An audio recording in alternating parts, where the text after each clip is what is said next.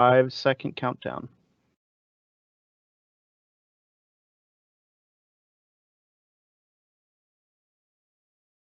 So welcome to the Bellevue School District Board of Directors regular meeting for February 9th, 2021. This meeting is open to the public per Open Public Meetings Act, and on January 15th, 2021, the legislature passed Senate Concurrent Resolution 8402, extending the governor's emergency proclamations, including 20-28, until the termination of the state of emergency pursuant to RCW 43.06.210 or until rescinded by gubernatorial or legislative action, whichever occurs first. This means that in-person board meetings are not permitted until the end of the declared emergency or further action by our legislature or governor. So we are joining you remotely, and we will begin with roll call. I am Francine Wiest. Carolyn Watson. Christine Chu. Erica Malik. Seema Sarafan. And Ivan Duran. And these meetings are recorded. They are also closed captioned on Teams, and so you can, by exerting the controls, have the closed captions enabled. So for tonight's board meeting, Elijah Brenner, a 6th grader from International School, will be joining us to lead the Pledge of Allegiance, read the land acknowledgement, and then he will briefly share about his engagement in planning and facilitating International School's Martin Luther King Jr. Assembly. Elijah is an active member of International School's SOAR and civics teams, and he's president of his 6th grade class. SOAR was responsible for planning this assembly. So Elijah, why don't we start with the pledge, please? Awesome. I pledge allegiance to the flag of the United States of America and to the republic for which it stands, one nation, under God, indivisible, with liberty and justice for all. Thank you. And the land acknowledgement? Of course. We acknowledge, honor, and respect that our broad community of Bellevue School District students, families, educators, and staff live and learn on the traditional lands of the indigenous land of the Coast Salish peoples. We thank the caretakers of this land who have lived here and will continue to do so for time immemorial. Since time immemorial, sorry. Thank you. And I'm going to say a few other acknowledgements as well that we have listed in our agenda. As we know, February is Black History Month, and I want to call out that the theme for 2021 is representation, identity, and diversity. And certainly within our district, we have been working very hard to have additional curricular materials and ways that we can celebrate a diversity of identities, perspectives, and incorporating that. Of course, it is not just one month that we do this. It is something that we incorporate throughout the year, but it is a time when we can call that out. February 1st was National Freedom Day, and February 1st through 5th was Black Lives Matter Week. The 1st through 5th was also Pride in Food Service Week. We have President's Day coming up on the 15th and the 24th. Since we don't have 2 meetings this month, I would already like to acknowledge School Bus Driver Appreciation Day. We're going to go to approval of the agenda, and then we'll hear again from Elijah. Directors, the agenda is before you. Are there any modifications? All right, seeing none, I move that we approve the agenda. Do I have a second? Second from Director Sarafan. All those in favor? Aye. All right, I see 5 in favor, so the agenda is approved. Elijah, we'll go back to you. Please update us on what's been going on. Excellent.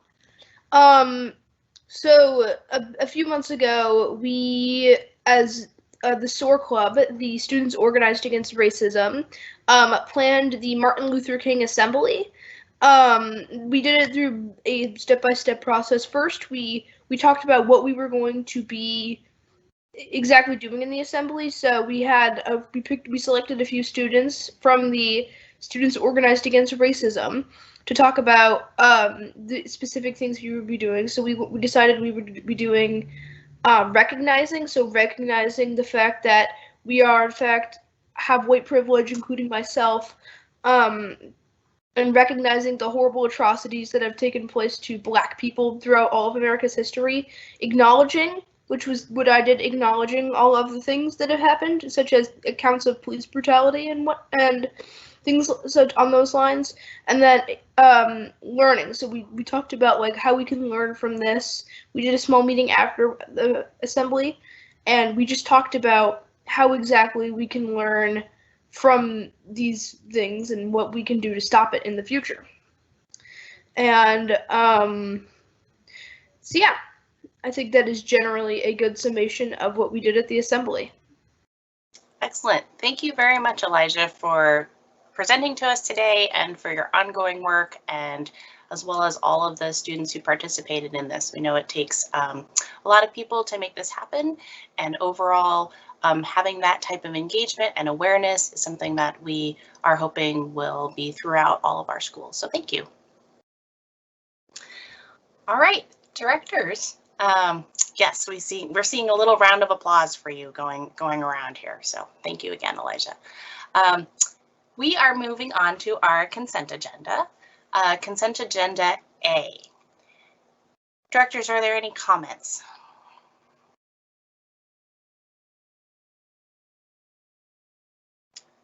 All right. Well, then I will motion to approve consent agenda A. Is there a second? A second. This is Director Serafin. Thank you. All those in favor? Aye. Thanks. I have 5 in favor. The consent agenda is approved. So then moving on to item 3, superintendent update. Dr. Duran. Yes, thank you. Yeah, I've just had a few updates. A lot of the other updates going to hit on are going to be covered in other agenda items. But first off, just want to thank any of our board directors who were able to make it to the first day of in-person learning for our first graders yesterday.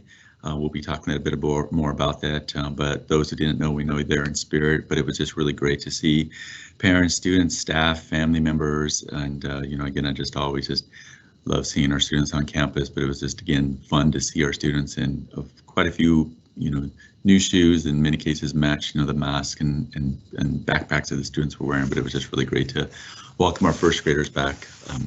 And then we are planning for our first day for kindergarten students on Thursday.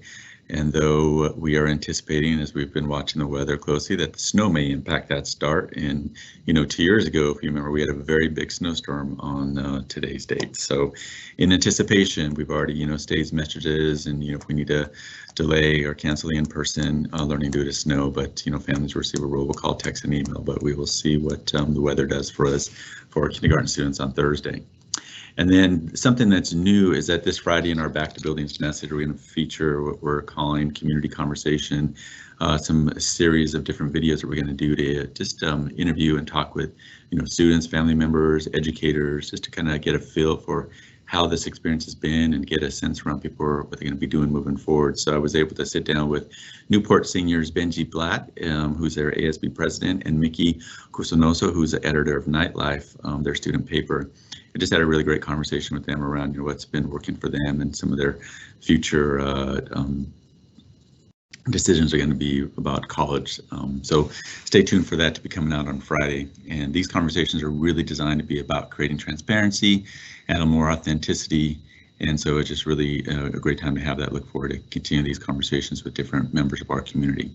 And then the last thing I'll just share is that, as you all know, we have a school resource officer advisory group that has been formed. It's an advisory group that's been in place, for, a number of months. We had a recent meeting on Saturday when we're meeting for a couple hours, and the work has been, full of a lot of information, and we've gone from looking at some of our own local data to having deeper conversations around the role of SROs, looking at what some of the state requirements are. And at this last meeting, we spent a lot of time looking at some of the national data that included both dissertation work. There's not a lot of empirical research that's out there, but we're able to get different position papers from different organizations and really trying to provide a really broad representation of what is going on out in the larger national scene in this area. We're going to continue to have conversations, and in our last meeting we also talked about wanted to gather more stakeholder engagement. So the team's going to be working on that to come up with that. But I will keep you informed as we keep moving through. But we are still really in a process right now, just learning and gaining more information as we, hear from students, hear from parents, hear from our administrators, and the work is just definitely a lot of really good information coming in for us to make decisions around what the future of our SRO program could be. That's all I have for now. Thank you. Great, thank you. Are there any comments or questions? We actually have a few minutes. Okay, I think a lot of it will be covered in later agenda items, but if there was just something particularly a clarifying question or something on what he just said.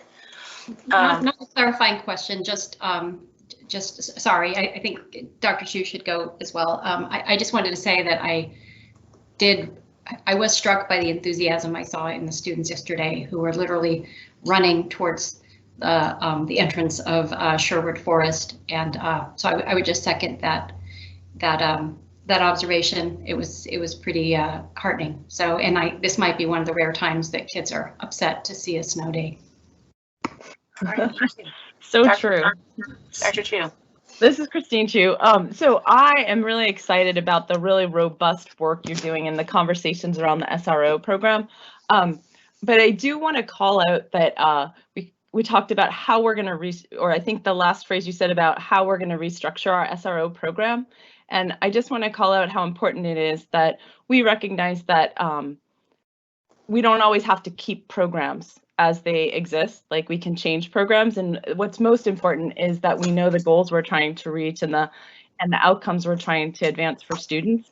And so if that turns into a very different set of services or a very different set of programs that would cover that work, it would be okay for folks to come back, in my view, to come back with proposals in those spaces. And I just want to call out, I think that's where your intent is, to let all that happen, but I just want to make sure that we are, especially in this time when we're starting to talk about budgets and how important it is and how we have to cut this or cut that.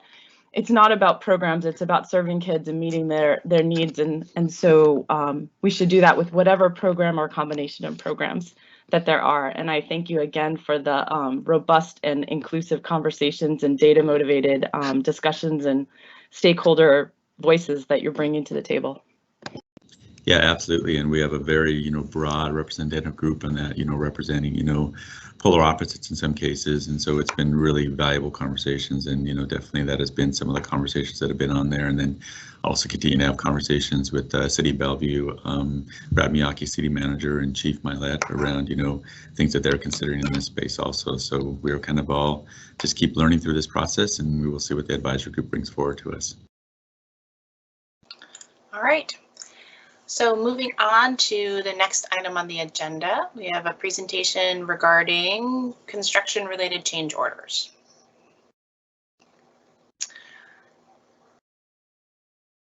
Is that going to be Mr. McLeod or Dr. Duran? Do you want to take this? Oh, I believe it's Mr. McLeod if he is on. I saw him earlier.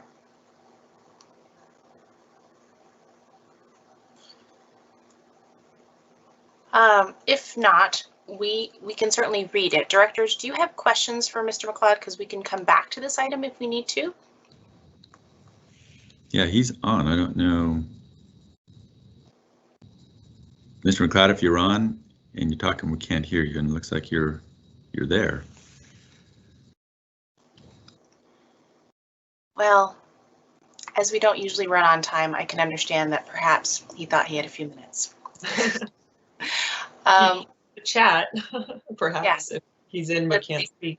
Is there in the chat, Dr. Chu? I think that Director DeVita Deputy Director DeVita is calling him just to make sure we're all on the same page. But I do have a quick question about, there were no details provided on the process this time. Usually we have a clear outline of the process. So I just wanted to know what process we went through to decide on this contract award. Yeah, so it looks like we have a couple of questions. So I'm going to give him a few minutes to come. I'm wondering, since the consent agenda B, which is item 8, are not particular items that we're discussing between now and then, if directors would entertain consent agenda B at this time. while we wait? Give them a few moments. Yes. If we do, I do have some comments and thoughts on some of that work that I wanted to call out.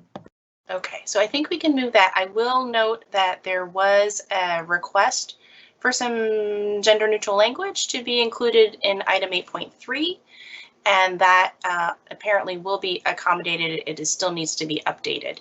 But that was my one update. And then Dr. Chu, what else did you want to note? Thanks. Yeah, I had, this is Christine too. So I had asked for manpower to be changed or man hours to be changed to hours or person hours or something. So I did want to call out that I appreciated that there was greater attention given to the equity pieces of the reporting. But I think I'm actually really excited that we're going to bring to you an updated version of procedure 0130P that will give us a better critical criteria review process than we've had. And I think that right now when I'm reading the reports, particularly when I read the communications and even a little bit there was another comms one that we called, that's the rating one, I forget what the rating is called, but those two reports didn't really do a deep dive on equity, and there was some language added, but I'm not sure if the connections are being made in those areas right now. I think there's an intent for the communications group to work with the family engagement department on some of the communications work, but I'm not seeing a lot of clarity on how we're tracking whether or not we're truly inclusive of all families in our communications and all students. And so I do wonder, as we're working on these reports and moving forward, how we can think about integrating the equity check and portion so that it's a little more robust in the future, because I don't see a way that we'll know what the outcomes are like. Like, we recognize that there are some issues about whether or not all folks are reading emails, or if there are other ways of getting to people, or that they might not access certain things, but I don't see ways that we're checking to see if the changes we make actually get to them. And that's part of the important accountability that comes with equity. So I just wanted to call out, I do appreciate that there's more discussion that's been added to those reports, but I'm not sure that they're set up to truly break the systems that continue to perpetuate some of that inequity. All right, are there any other comments? Okay, Dr. Duran, did you have any comments on Dr. Chu's comments?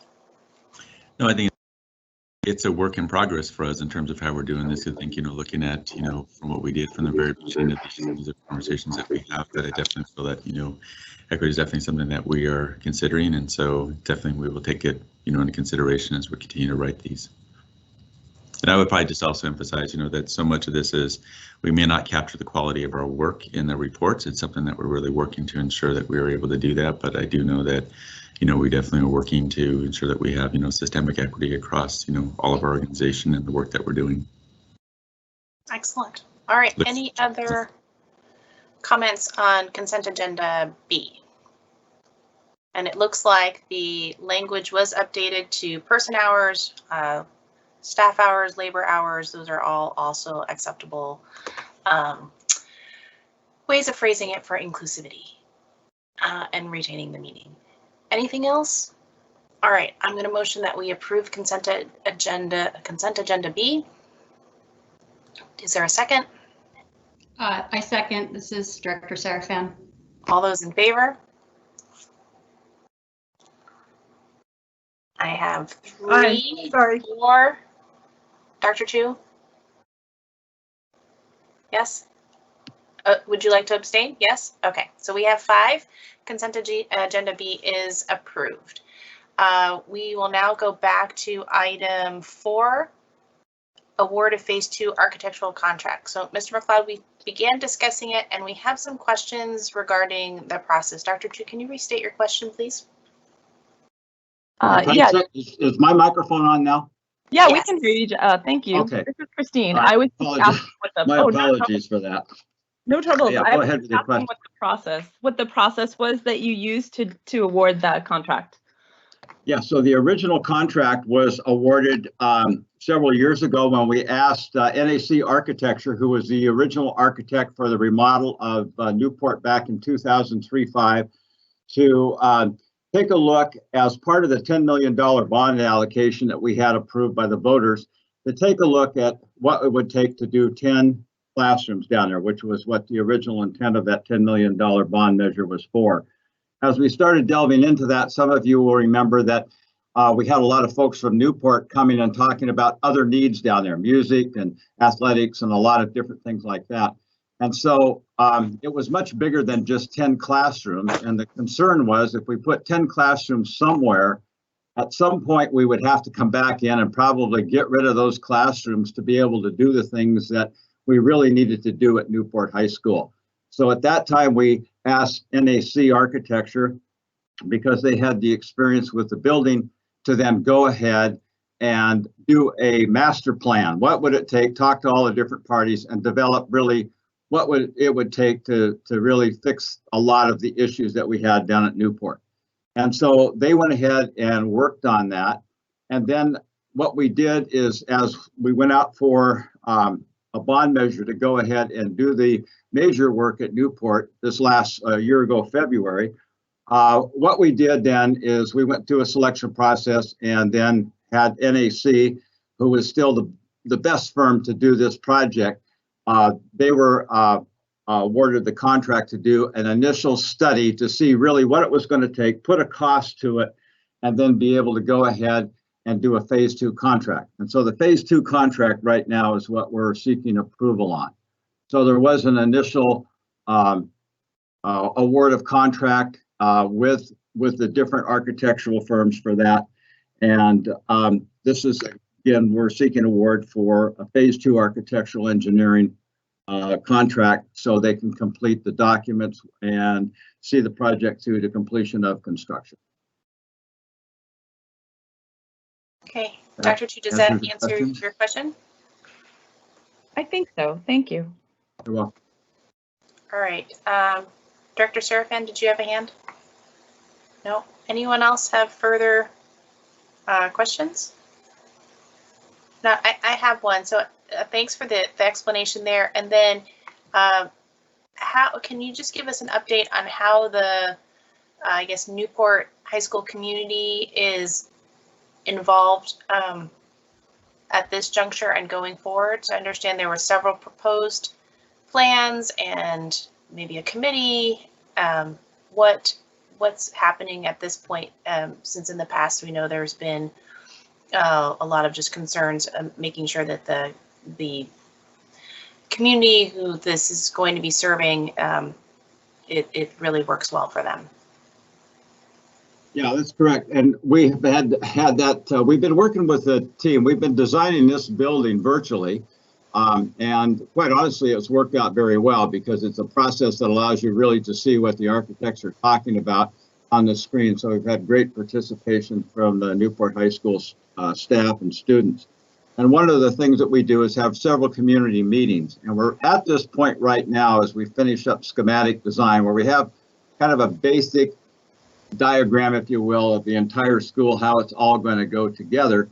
And so we're at a point now where we have something to show the community, and we can still have time to make some comments and adjustments and things like that. So that will be our next thing that we're going to try to put together. And so it will more than likely be a virtual type of thing, but that process should take place here on several occasions during the spring. So that'll be our next thing that we do, is involve the community. And some of you that may have been aware of things at Newport, the Mockingbird Hill community off of 124th on the west side of the school has, you know, really been active and has had some concerns about traffic and the rest of it from the project that we did back in 2005, 3, 5, and 7. So we're definitely going to involve them. And one of the components of this is to really redo a lot of the on-site circulation and address a number of the student traffic issues down there, just getting to and from that site. So it's a complex issue, but I think we've got a good plan in place to address that, and we're looking forward to sharing that with the community. Thank you. Dr. Chu. Thanks. This is Christine again. I do have one other question, and that is, we don't talk as much about equity sometimes when we're talking about our building plans and our building development. And I'm wondering, like, when we do a project like this, where we're not just building a whole school and making sure that we're making sure that all kids have a great school environment to be part of, but we're specifically making changes. How do you make sure that the changes that you're making are equitable and that they're not tending disproportionately to one group's needs over another? Because clearly we have a finite budget and we have to make trade-offs. So how do you make sure that those trade-offs are equitable in the end to the kids that we're serving? Yeah, that's a good question. And so I'll tell you how we've really tried to address that. A lot of the things that we're dealing with at Newport High School on this particular project are things like the gymnasium. The original gymnasium at Newport was never dealt with during the last modernization due to the fact that we had a very limited budget. And we ended up rebidding that project as a result 3 different times. And so there was nothing that really was done to that. So the bleachers were never upgraded to ADA. And if we would have done that, if we would have done anything to that gymnasium building, we would have had to update to ADA. It's the smallest high school gym that we have, and we would have lost 200 seats in that gym going to ADA requirements. And so the decision was made, given the dollars that we had, the rest of it, and the size of Newport at the time, we needed to keep that gym as large as possible. So that's one thing. The commons, as those of you that visited there, between the gym and what used to be the cafeteria, where the performing arts area is now, the board at that time asked us to keep those 2 buildings and then just fill in the space in between. And so it's multi-levels, it's pretty disjointed, and it's relatively narrow. And that's where the students' common is, that's where their cafeteria is. And so that area is going to be greatly expanded. The levels are going to be evened out so we don't have all these multi-levels and have a lot of the square footage tied up in stairs and ramps. So that's going to be, these are all spaces that are used by all the students uniformly.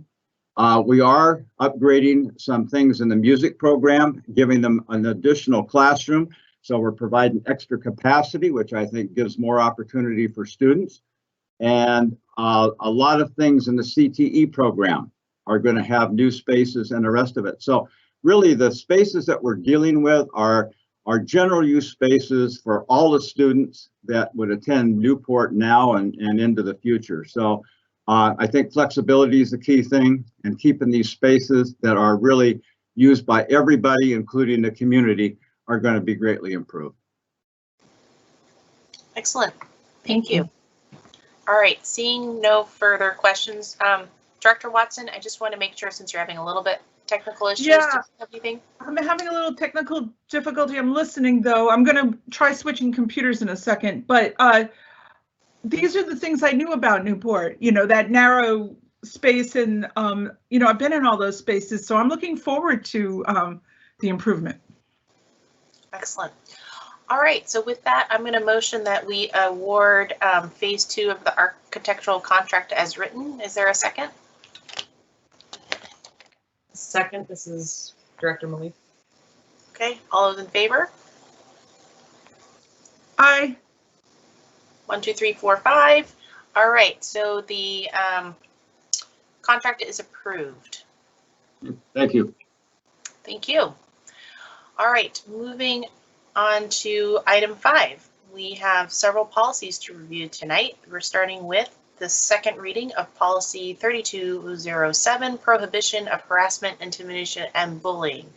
Dr. Malif, are you taking this? Okay. Okay, this is Director Malif. I don't know. Okay, so we're not sharing that screen. Do you all have the policy up in front of you? Okay, so the portions that were changed for second reading are highlighted, and so I'll just go through them sort of one by one. The segments in the bullet points A, B, C, D. So C, we had originally discussed taking out the word educational environment. In discussion with legal counsel, it was determined, since that is the way it's written in within the RCW that it was probably best to leave it in there. And we had a lengthy discussion within our committee meeting about the impacts of that, and determined that even if there are incidents that happen outside of school, they do make an impact on the school environment or the educational environment. So that all applies.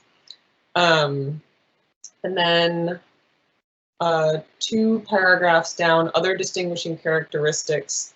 Per Director Watson's discussion at the last meeting, we included social status as a characteristic to be considered. Director Watson, does that fit what you sort of feeling? Yes, okay. Thank you. Okay, fantastic. And then down at the next bullet point C is the same thing with educational environment. Yes, thank you, Mr. Bartz, appreciate that. And then if we scroll all the way down to timeline, there's a little bit of formatting gap. There we go. We added a little bit of language on timeline for following up with the alleged victim and with the alleged aggressor, just for closing the loop, because that wasn't originally written into the timeline. There was timelines for initiating the investigation and responding to inquiries, but not for closing the loop with the parties involved. Okay. And then the last part at the bottom is under compliance officer. Adding a section, so we had discussed the addition of language about disaggregating our data and determining what can be, if we find that in disaggregating our data, we find differences or discrepancies in the way that this policy is applied, either regardless of whether the groups are victims or alleged aggressors. We want to know how it's differentiated, if there is disparity or disproportionality, and then what can be done about it. So we added language around conducting an annual review of that disaggregated data, and then following up with the schools if we do find disproportionality, and requirements within the schools for following up if such disproportionality is found. Okay, thank you. Any questions? I do want to just comment that the last thing that Director Malief was talking about came from a pretty in-depth and careful assessment with the critical criteria review. And I know that the critical criteria document wasn't posted. We're trying to decide, do we want all the detailed documents posted, or do we just want to be able to distill it in the memo for you?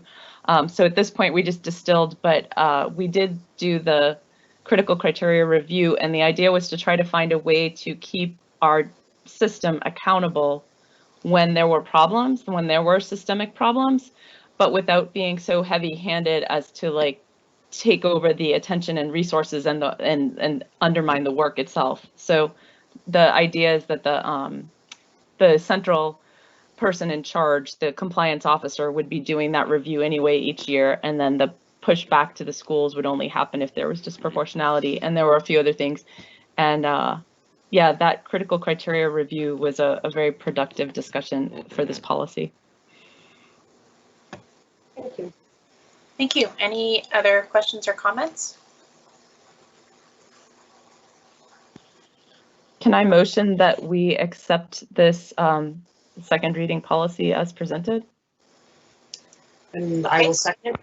Okay, so moved in second. I do have one comment. Well, first of all, just thank you for all the work on it. It is, I think it's really important that this is rounds out some of the work we've done with 3241, 3210, and now bringing this in to really support and strengthen our commitment to making sure that we have safe, inclusive environments, and that when there are issues that arrive, that there are ways to address them, and that it is clear and people know how to access recourse. And then there's also follow-up, and that we are on the lookout for any disproportionality, and more importantly, addressing it if it does arise.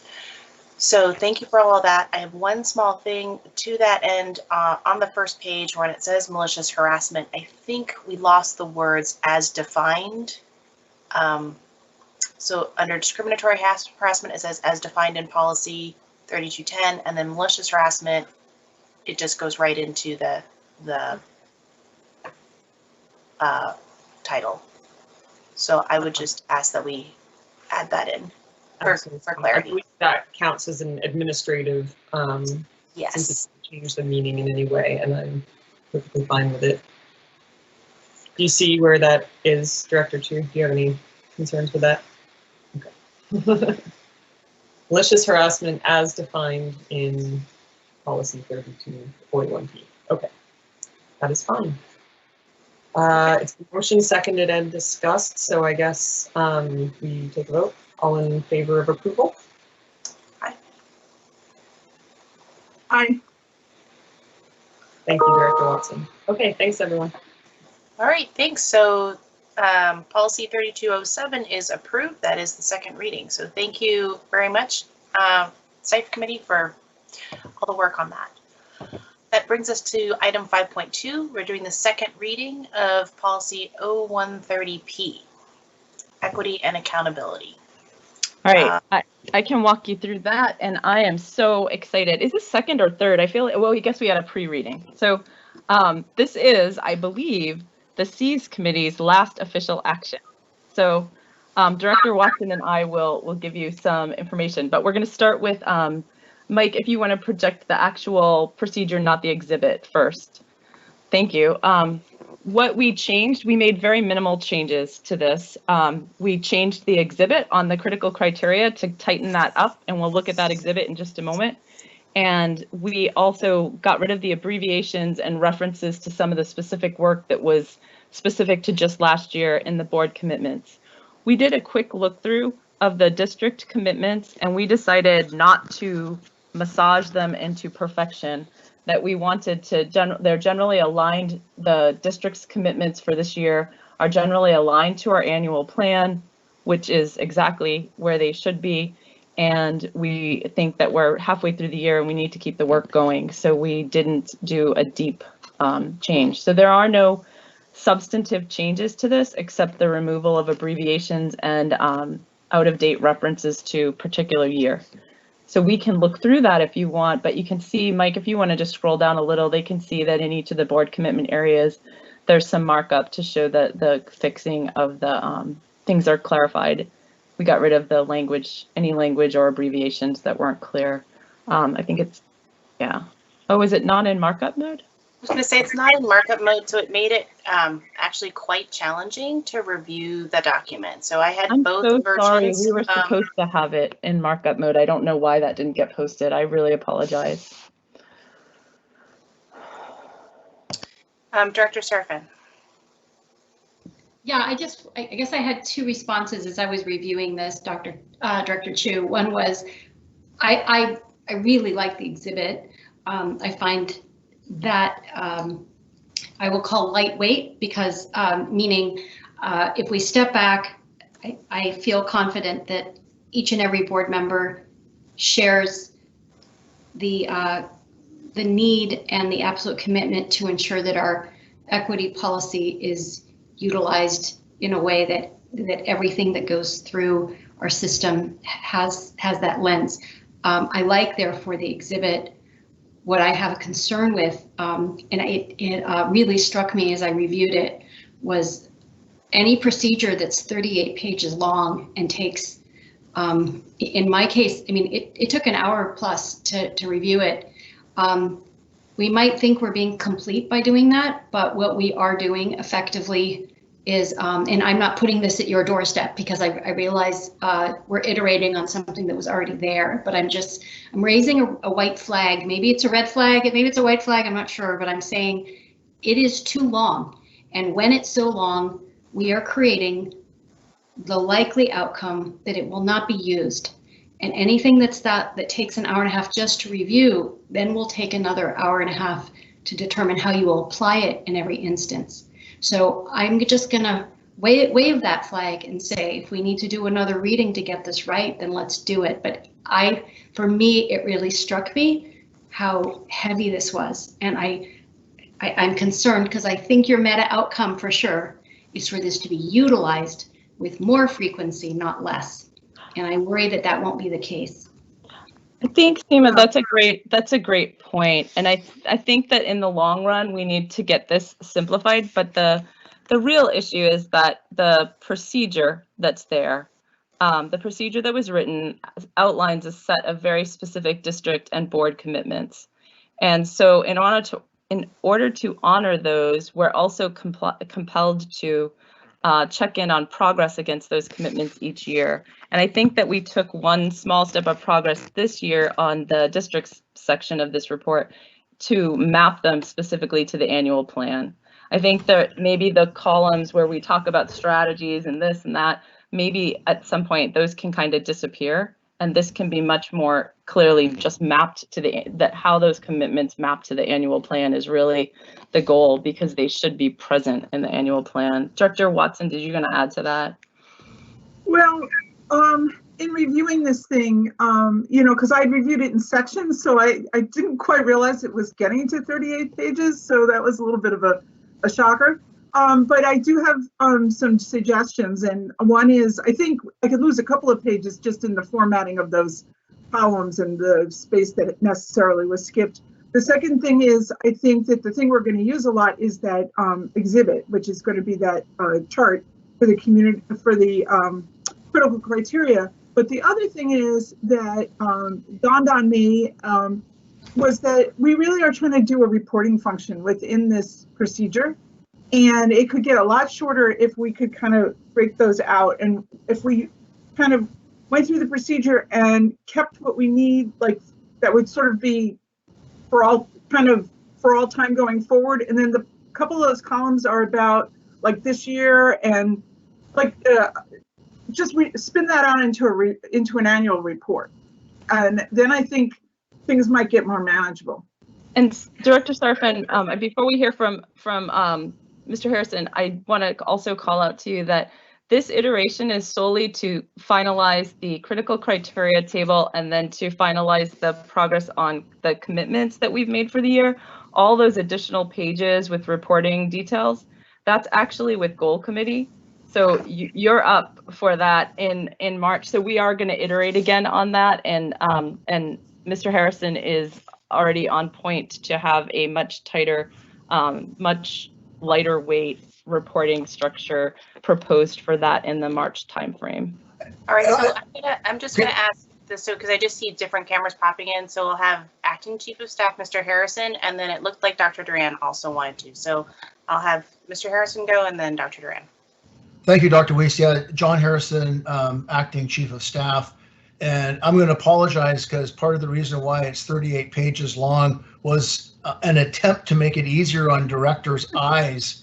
So if you look at the current procedure, it's about 14 pages long. So I agree with you, Director Serafin, it is long. But when I actually tested it today, when I shrink the tables to smaller font like we did in the current procedure, it's about the same length as the current procedure. So I just wanted to make that clarification that it's in part a format issue and I was trying to be helpful. So my apologies if you actually printed it out. Yeah, I gotta say, I mean, here's my thought, and I want to hear from Dr. Duran, who's actually next, but I just want to respond quickly. I just think, I hear you, Dr. Chu. In theory, we could iterate again. I would just ask, why don't we just get this right before we pass it and then say, well, we can always turn it another time. I would be inclined to say, consider passing Exhibit A, but not the procedure as it currently stands, because we can do better, I think, and anything where we are taking pieces from the annual plan and putting them in this policy procedure, for me, doesn't make sense. So I continue to believe we can do better, and something 5 pages or less feels more likely to be read and used, which is ultimately our goal, not to have something that feels more like a tax code, but is there should somebody want to read it, but is unlikely to be read with the frequency that we want. We want this to be something that's constantly used. Even if you have an exhibit, you want it to be used. So sorry, Dr. Grant. So I see a lot of heads nodding with that. Dr. Duran, well, go ahead. Yeah, so I appreciate the feedback, and I think if we do a delay, it would give us the opportunity to try to align this even to some of our strat plan refresh work that we've been really thinking about and considering, because I think that's going to be something we'll see here in a little bit. Deputy Collins will be talking a little bit more about that. But I also feel like there's an opportunity for us to look at all the different elements so to ensure that we have really systemic equity, throughout our system. And so we've started working with a cohort group. Deputy DeVita and Collins and I weren't quite sure exactly what we got ourselves into when we started this work, but it's through the Washington Association of School Administrators. And Hanover Research is kind of facilitating the group, and they've kind of have laid out some specifics. So I was actually in a meeting with them today to have much more understanding around how they can support not only us, but other districts that are going through this. So we had a really rich conversation. So there's an opportunity to take, I think, part of our strat plan refresh, think about our annual plan, the equity policy work, and what we're trying to measure and monitors and see how they can fit together in a much more coherent way. I also feel that some of the work can tie directly into, there's some really good work that's coming out of our equity advisory group now, thinking about specific elements around high quality instruction. How does that fit in, which would be incorporated into the strat plan refresh? And then, some of the work that our equity specialist doing, some of the work that Mr. Jones is doing, as our director of equity. So I think there's a really good opportunity for us to take this and see what we can do to try to embed it so it fits more into a coherent package so that we don't have silo work going on with everything that we're trying to accomplish. So I'm gonna give some more information because I'm afraid that we're taking and conflating a lot of different things right now. So we are currently out of compliance. Dr. Chu, can I just a second? I just want to make sure because that everyone gets a chance to chime in on this part of the discussion. So I have some comments, but I want to make sure that Director Malif has a chance. Okay, so I would say that so far, and we can listen to the other areas that you have, I would be in agreement that I think that Exhibit A would be something that we could work on today, but hearing about the opportunities to really align this better and make it a usable document and an enduring one so that it is as a procedure, something that does not need to be updated 2 or 3 times a year, that it's something that these are our commitments and we should be able to stand by them and not be continuing to have to update it here, but rather be having perhaps as a board 5 things that we really are working on equity that we work on and we are very committed to throughout the year and goes into our annual report. The district, same thing. We're driving to these and we're making changes. As it is, I agree with Director Sharafan. It was very long and difficult to get through, and at the end I was able to summarize it down to several points that I think as a board we could drive towards, but I'd like to have a discussion about that as a board, and this does not seem to be the opportunity. So I would be happy along with Vice President Watson as we're doing our board development work to ensure that this would be something that we could incorporate in as we're aligning reports and streamlining and making sure that that focus comes through clearly in our work. But go ahead, Dr. Chu. So I think that there's a whole bunch of things getting mixed up. I couldn't agree more with the statements that have been made about this needing to be streamlined. That is why it's on the GoalCom docket for this year. It's supposed to be refreshed. That we definitely need to approve or fix and find a path to approving the critical criteria refresh, because that has to be done. We need a tool that's better, and this is much better. So we can show you that exhibit if you want, and it's a little tighter than it was last time. I think that It should have been published with highlights as well. I'm not sure exactly what happened in the posting and why these things weren't posted. The issue with the dropping off the rest of it and thinking about the strat plan refresh, the strat plan refresh is not for goals for this year. It's for goals for next year. And we are out of compliance with our own policy that we have to have a way of measuring our progress on the commitments in the policy. And the policy is a much shorter document. It is a much tighter document, and it doesn't have a lot of extra language. It just has the commitments listed. So I think if you want to, there are two pieces here that we're talking about. One is, are the commitments focused, succinct, and tight enough? And that's the policy. So that's where the policy might get updated. The second thing is the reporting process tight enough? And I think the answer to that one is unquestionably no. We tried to preserve every single thing that we got feedback in when we wrote the initial equity policy. We tried to incorporate all of that into the reporting because we do understand that it's a systemic thing and that there's lots of places we have to keep our eyes open for, but it needs to be tightened up and cleaned up and made manageable. So those are two different things that have to happen. And we still, even if we clean that up, need a way to look at this year's work and make sure that we made progress on our commitments to equity.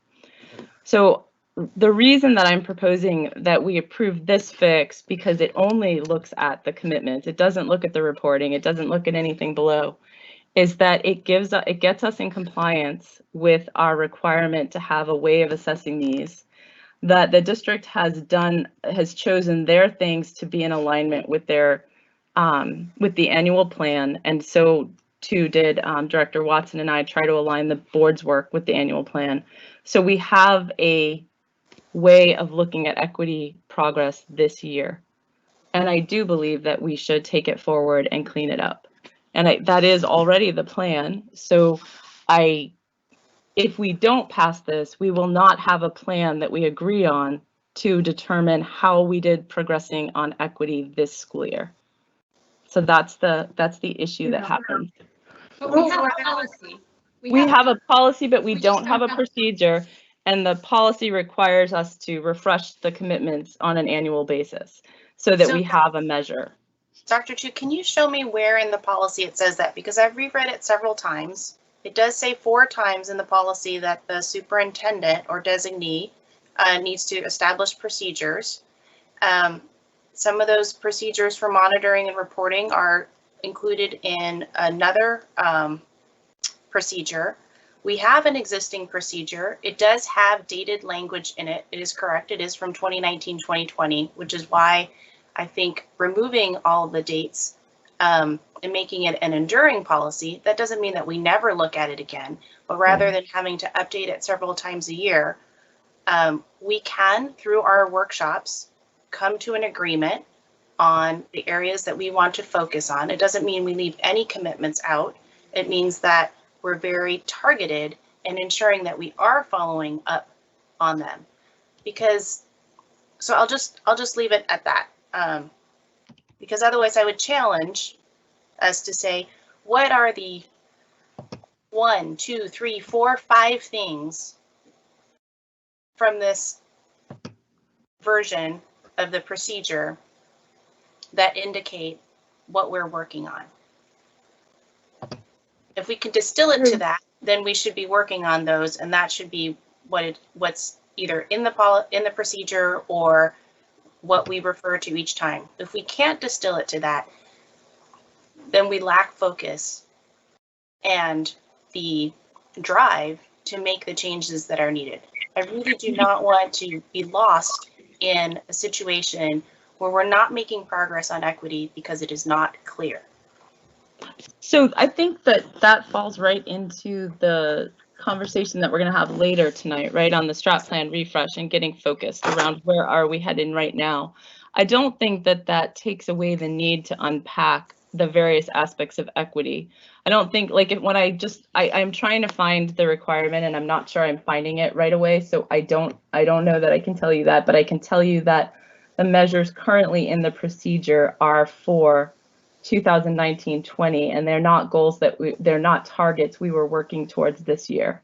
They were specific projects and targets we were working towards last year. So the procedure is outdated and it's not something that's guiding any work right now.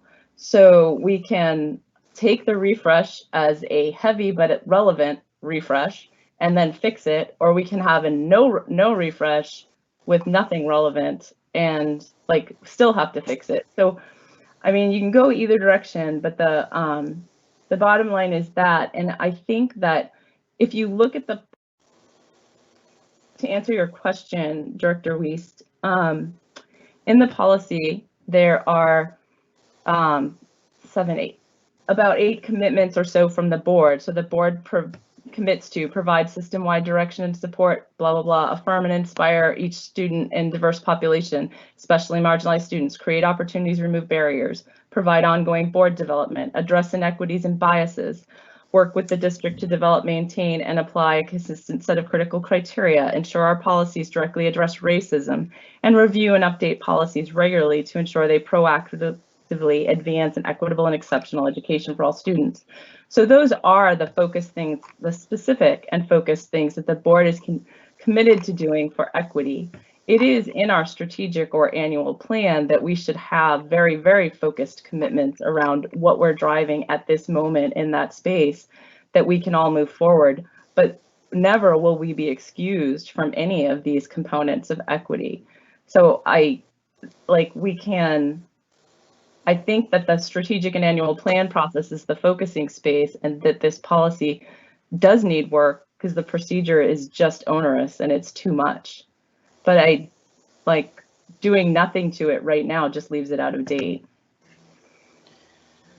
All right, is there any further discussion? Yes. Okay, so is your hand up? Okay, so yeah, I don't know if you can, maybe you can't. I'll just say, if you could put your hands like here, then I can see them. Okay. If you put them way out here, I can't see them. Okay, thanks.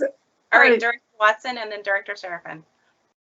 Okay, so looking at this, we worked long and hard on this, but there are, 8 promises we made to the community, that we sat at tables with community members and made these promises. So I feel very adamant that we follow through on these promises. But I do feel, looking at this and having it pointed out to me that it's 38 pages, which I didn't notice when I was in the weeds of working on it, that we leave the 8 promises. We don't narrow it down to 5. Those are the 8 promises that we made, and the long-term outcomes that we're expecting for those promises in the procedure. And then the last 3 columns, the measure of success, strategies, and outcomes for this year, just gets spun off into a report for what's going on this year. And we do a report like that in all subsequent years. Then the procedure gets shortened up to something perhaps more readable, and we don't lose any of the good information or work that we're tracking. Well, that seems like a good template for a future meeting. It feels like that can be done, and we could presumably do that between now and the next time we convene. But I don't know if endless discussion will help us get there. My view is I think you've created a good outline for what can be done, but I would not be inclined to vote for passing something we know is not where we want it to be. Right. So I agree with that, but I don't think it's going to take a lot for us to fix it, but just maybe not this exact minute. So are we suggesting a third reading? If we're going to suggest a third reading, I'd like to make a motion that we pass the exhibit, the update to the critical criteria as presented, and any updates to section, I don't know if it's 1 or A or whatever it is, where the critical criteria are referenced. I don't know if that text got updated because we don't have the proper markup version here available to us. But okay, so assuming that, yeah. So let's since you chose to present this one, this document first, let's determine what we're going to do it. I've heard a couple of things. One, it sounded like either table it or go to a third reading. One is Director Watson's, which is to remove the last 3 columns. So we remove the dated information. The commitments, and I agree that we have the 8 commitments, they are there, that's fine. It's within that as a board each year if we wanted to focus on certain things. For example, one of the things that came up and that I see that SIFE has done and will be talking about is to really have a better plan and mechanism for engaging the community on discussions of equity. And I think that is something that we could say that is a focus that we have for this year. We could pick between 1 and I wouldn't say more than 5 of them to focus on that. All of the commitments can roll into it, but it can be focused. So that is another set of discussions, probably not for tonight, that could happen in a development workshop, for example, or we could give feedback that could go into the procedure. My preference is that, again, we have the procedure be something that we can refer to. It supports the policy, and then we have these additional, I guess commitment perhaps is the word that's confusing. We have focus areas, targets that we can work on, and we can constantly be referring to them as we do, like with the critical criteria. So, so I'm hearing 2 things, and I'll just wait to see who, motions do we want to try to. So I'm gonna keep my motion on the floor, and my motion is that we accept the changes to the critical criteria section, which include the reference to the updated exhibit, and that we can bring back the other section for either a 3rd reading, or we can bring it back. Carolyn and I can sit down with the committee again, and we can either propose something that streamlines this and gets it quickly cleaned up for at least one, next steps, or we'll come back and just recommend that it needs a larger board workshop and attention. So I would rather not do it in piecemeal. So apology, you were still talking. So my proposal is simply that the motion is that we are only accepting the first section tonight, and that allows us to go back and look at it. Alternatively, like in this doesn't change the motion. If we don't want to send it back to SIFE, we can send it back to Goalcom and ask John how to proceed. But we know that there is already another planned iteration on this. So the idea is, I don't know if one of them is quick enough to get us to the right place or not, so that we can discuss that in a sec, but we could just pass the first piece that's been brought tonight. All right, as a clarifying question before you have a second, are you saying you want to just pass the first 2 pages? Because the first 2 pages are identical to, as far as I can tell, since I don't have the marked up version, to what we already have. So there it would not be necessary to pass that. The exhibit is the change that comes with the first 2 pages. So the first 2 pages including the exhibit. So any changes that we don't happen to notice because we don't have the markup version in just that section, because I thought there were a couple small changes that were made, and then the exhibit, the updated critical criteria. And that's it. All right. Is there a second for that? Yeah, I'll second that. Okay, further discussion. My only point would be just that I would prefer not to do it in piecemeal. I think we can work on a appropriately fast timeline, but for me it's hard. I don't see the red line. I have a harder time. I'm trying to intuit what Carolyn has said. It sounds right, but I don't. My own preference would be to do it together, and if that's through Goalcom with John's help, great. I feel like the outline that Carolyn gave of how it could be edited sounded reasonable, but I'm kind of a visual person, so it helps me to see it. Although I would say Exhibit A to me looked good. I would prefer to just assess it all as one. So that would be my preference in the form of discussion. That's all I got. Yeah. All right, Director Watson. Is there any way we can at least get just Exhibit A approved tonight? Because I need to start using it. I feel like I could redo this thing in a couple. It would just take an hour or 2. But just reformatting and not changing all the wording, but pulling out that report and separating it out into procedure and an annual report. Right. So would you? Too much effort. So. All right, so is there any further discussion on the main motion? I will also entertain an amendment where we only, or to strike the first part of the motion so that we are only adopting the new Exhibit A. I'm friendly with that if John can confirm for me that we don't have any substantive things, because one of the things we've been told by staff is they don't have a good critical criteria tool to use. And this is giving them a critical criteria tool to use that they've been also asking for, a streamlined tool.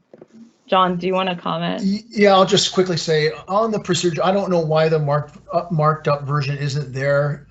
My apologies. But what I can say is that the only difference between what you saw last time and this time is the the changes that Director Chu referenced, instead of using acronyms, spelling out CTE, for example.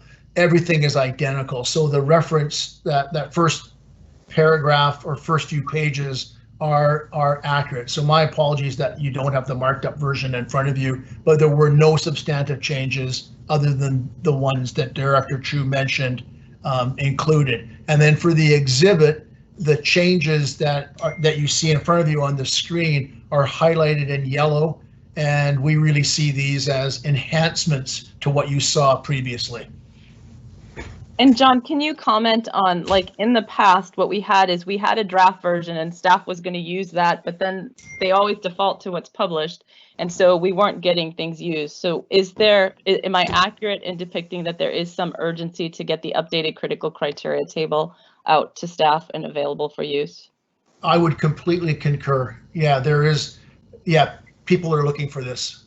So just to clarify, because I'm hearing different terms, the table refers to Exhibit A. Is that correct? And we have confirmed that there are no substantive changes, so we do not need to approve anything in the procedure.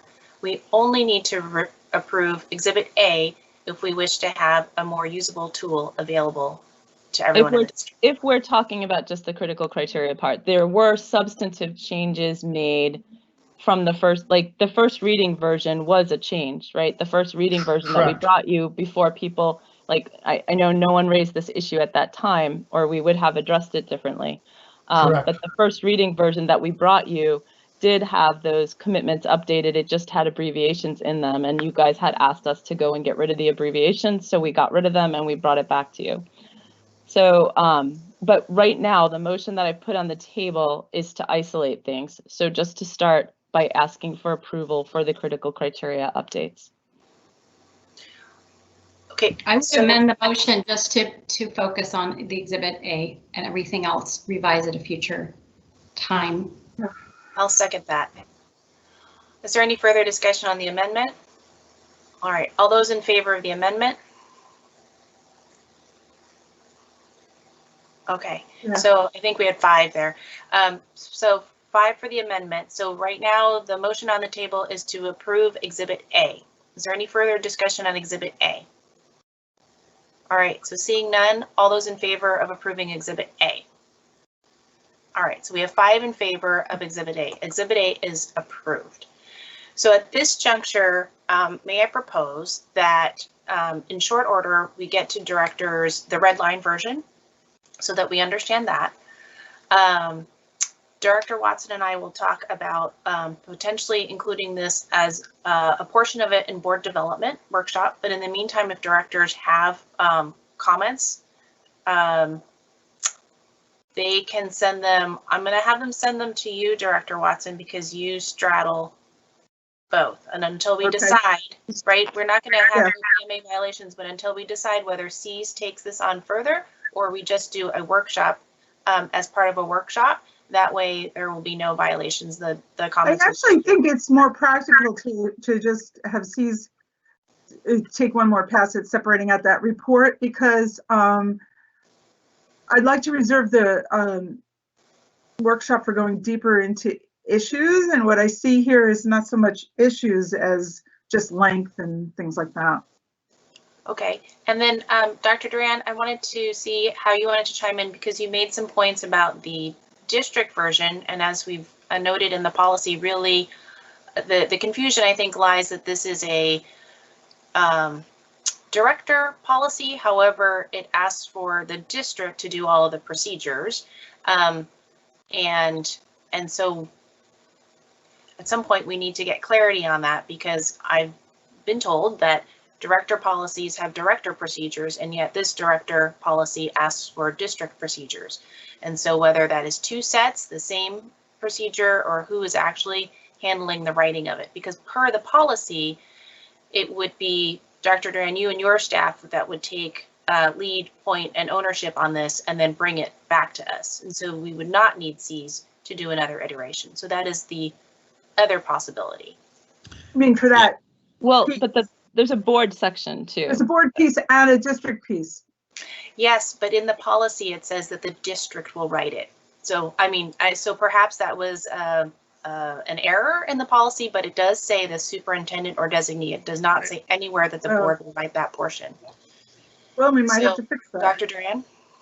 Yeah, I think I'd like to be able to take it and then, because again, I think part of this does tie into our strat plan refresh work and what we're trying to do to bring that alignment, especially around the systemic equity that we'll talk about here in a little bit, and give us the opportunity to be able to kind of like, again, go through it and see what we can do to try to streamline and really make it more aligned, because I do think that we can try to do that. So that I think that would be a great opportunity for us. Director Wiest, I don't understand where you're going with this. There are two issues at play, and they're not clear. So the first issue at play is this year, our district needs to be accountable for making progress towards its equity commitments. The second thing at play is we need a much more streamlined reporting process and focused look at, well, our whole strat plan process and this equity work. The first thing is something that should have been set within a month of the annual plan being finalized, and it hasn't been. If we make no changes to this, we have no targets or agreed upon measures for this year to evaluate whether or not we have made progress towards our equity commitments. We can handpick and cherry pick things that fit into the categories, but we have no shared understanding of what it means to make progress this year. So I am not understanding how you are reconciling that with the longer term process of cleaning up this overly detailed procedure that was already on the docket to be cleaned up, and John from staff was leading that process. So I will ask other board members and Dr. Duran to chime in about whether you agree with Dr. Chu's statement that we do not have a shared understanding. I believe that we do have the commitments that are outlined in the policy. I think we have a procedure that already outlines the commitments as well as longer term outcomes. There is an additional column that indicates a year that was tied to last year, but there are parts of the policy that do stand and are enduring, and that can be used to create the report, the annual report on equity and accountability. That, coupled with the strategic plan and the annual plan, provide direction. So if anyone else... And so many of those elements are tied into the annual plan process, because I do think that was one of the pieces that's there already, because it is part of our annual plan, which we've already passed, and that's embedded within this procedure in the commitments. That was part of one of the intentional things that we did. So Director, if we don't update the procedure will still have all the commitments from last year. Will you then expect the district to report on progress against last year's targets as well at the end of this year?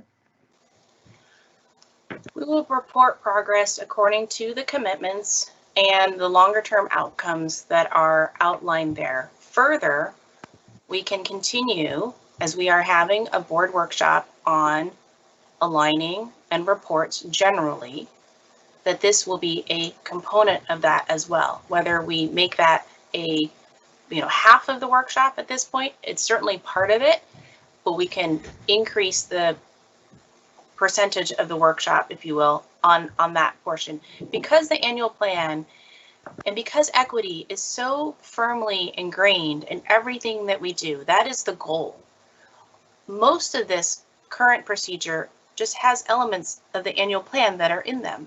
So we expect that the district is incorporating equity into the things that are done, and those are part of the report that we'll get for the annual report as well as the separate equity report. So I understand reason that I this, asked and I is want to get this straight. We are way over time because we do have other things that we want to discuss, and we want to do the strategic plan refresh. I think we have a plan in place in terms of we have voted on one portion. We are not voting on the second portion, so it will stand as it is. Dr. Duran and his staff are going to take another look. They have an engaged process dedicated to streamlining their portion of it. Director Watson and I will look at how we can ensure that portions of that are of the board part are in our development workshop. And then additionally, at this point, C's should be disbanded. So I would propose that it goes then to GoalCom. However, I will defer to Director Watson and Dr. Chu if you would like to be involved in doing another iteration of a streamlined, enduring document. I would like to take one more shot at it with Dr. Chu. I think we're just really close, and I just have another couple of ideas about maybe modifying that last paragraph to make sure all the good work that we have done is preserved, but it's just spun out into this report. And even the part of the report could be giving the new specifics for the next year. And so we don't have to lose anything. But we could make this a lot more manageable. So I'd like to take, step aside with Christine and work on that just one more time. So we don't lose. All right, so unless there's Our work. objections from the other board members, we will proceed with that. Again, please send the red line version to the entire board, and I will check if we need to do any for OPMA. If needed, we will take 5 minutes out of our next scheduled executive session if we need to do any handoffs in terms of providing feedback based on the red line version, so that happens if needed. Otherwise, just be prepared to be sending your comments, and we'll just let you know how that transfer needs to occur. All right, any further questions? All right, thank you. We know this is critical work that we are all engaged in, that we want to keep it foremost, front and center of what we're doing and deeply integrated. And in order to do that,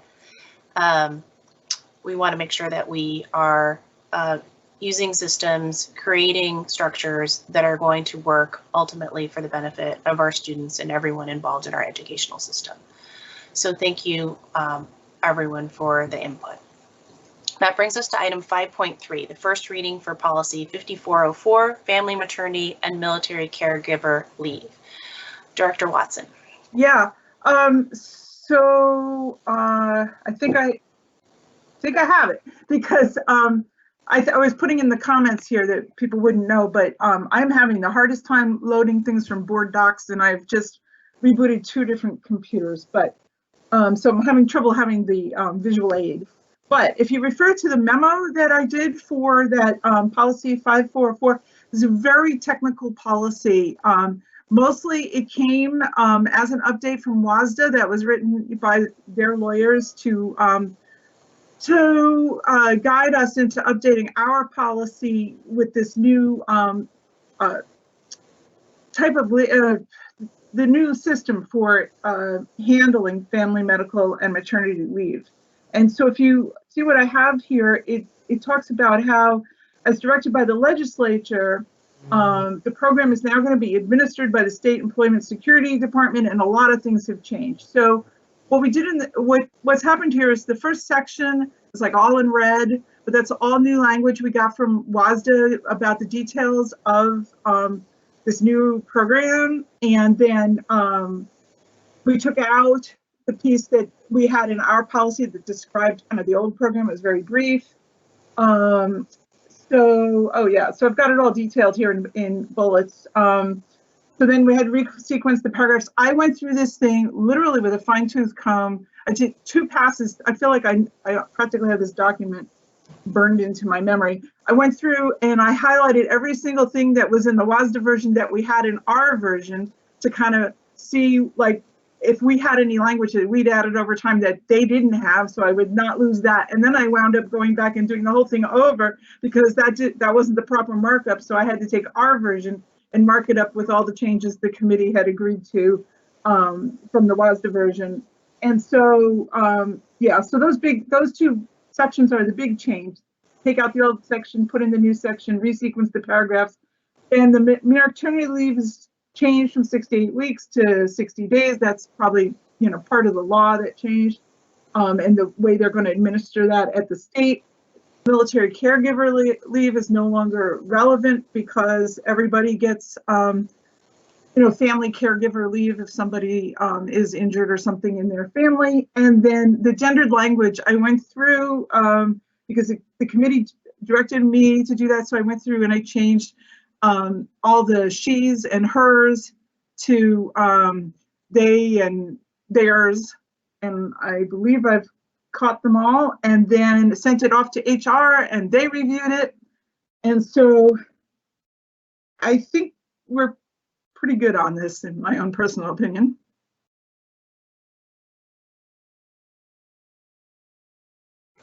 All right, are there any questions, Dr. Malif? Sorry, I keep muting and unmuting. So most of the new language, I see all the comments through here, is indicated that it came from the WASDA model. Yeah. And so were you able, there were some things in here that made me a little uncomfortable, specifically under the maternity leave section. Okay, let me look if I can get it. If I can get it up. Okay. So let's go through, so like under maternity leave, which is the one at the end, at employment conditions, it says a pregnant employee may continue working as long as they are capable of performing their normal duties. And then the added language is with written permission of their physician or licensed practitioner. And then they're, conversely to that is they may return from work when they're feeling able to perform their duties with a written permission from their physician. I feel a little uncomfortable about requiring written permission from physicians for pregnant women to stay on the job. That I don't know if there's like legal requirements about why that was in the WASDA model, but it just makes me uncomfortable. Okay, so well, let's take a look at that. Let's check. Yeah, let's check up on that. Okay. Thanks. Okay, anything else? Dr. Yeah. Chu. My question is short. Sorry, go ahead, Erica. Carolyn, to Director Watson, I was just curious how different this is from the WASDA policy, just trying to understand like how much we've added into it that's specific to Bellevue and why we felt like in this. Not very different. I think the big changes that I saw was basically they had the gendered language, and we didn't. I could send around a copy of the WASDA model. It's after I went through and highlighted everything. There wasn't a lot that we do differently. Yeah, the reason I ask is just that we've been getting into different places where there's a cost for us to maintain policies that are radically different, and I think we have to do the cost benefit analysis when we start getting further away. And sometimes there's a really good reason for it, and sometimes if it's subtly different, then we should ask ourselves if we need the difference. And so I was wondering from you, so one thing I've heard is that we use gender neutral language, which you think is more appropriate. Were there any other key differences, and are there ways to do that and just keep the policy basically what the WASDA one is, or do you think we really need the customizations that we have? Yeah, I'm glad you asked that, Dr. Chu, because I was thinking something similar, and you mentioned it being reviewed, Director Watson, by HR, and I was going to just ask, have you asked our general counsel to take a look for the same reason Dr. Chu mentioned? Just if our general default is we try to snap to WASDA, then we want to know, is there a specific reason why we depart, and if so, for at least from my point of view, why, and do we think that there's a material difference that everybody's good with? including our general counsel. Okay, so what I can do is I still somewhere, I can't find it right now, have the copy where I went through the WASDA model and highlighted everything that the language that we had in our version. I don't think there was much of a difference. You know, we had a few supervisors, superintendents and their designee, which we're ahead of the curve on. The gender thing is the main thing. But I can go double check all that, and like you say, bring it past Felipe. And yes, kudos to Director Watson for, I know it ends up being very colorful. I think part of it is we didn't necessarily have them in the same order either. So then that yeah, we didn't. So that right. caused all kinds of trouble. But I feel like I've spent many tedious hours with this policy, but I suppose I can spend a few more tedious hours. There's a lot of it because of the changing the order, and so that makes it look like everything's been replaced, whereas actually it really hasn't been. There's not much. Were not that many. So thank you for already volunteering to take one more look at that. And what we can do then is with the next version, we will only see things that are further changed, and then perhaps in the memo there'll just be commentary on okay, so where the departures are from the WASDA model versus ours, and then we'll look at Director Malif's question. Did you have a follow-up to that? So yes, no. Was there any other comments, things to look at substance-wise? Yeah, I really. Okay.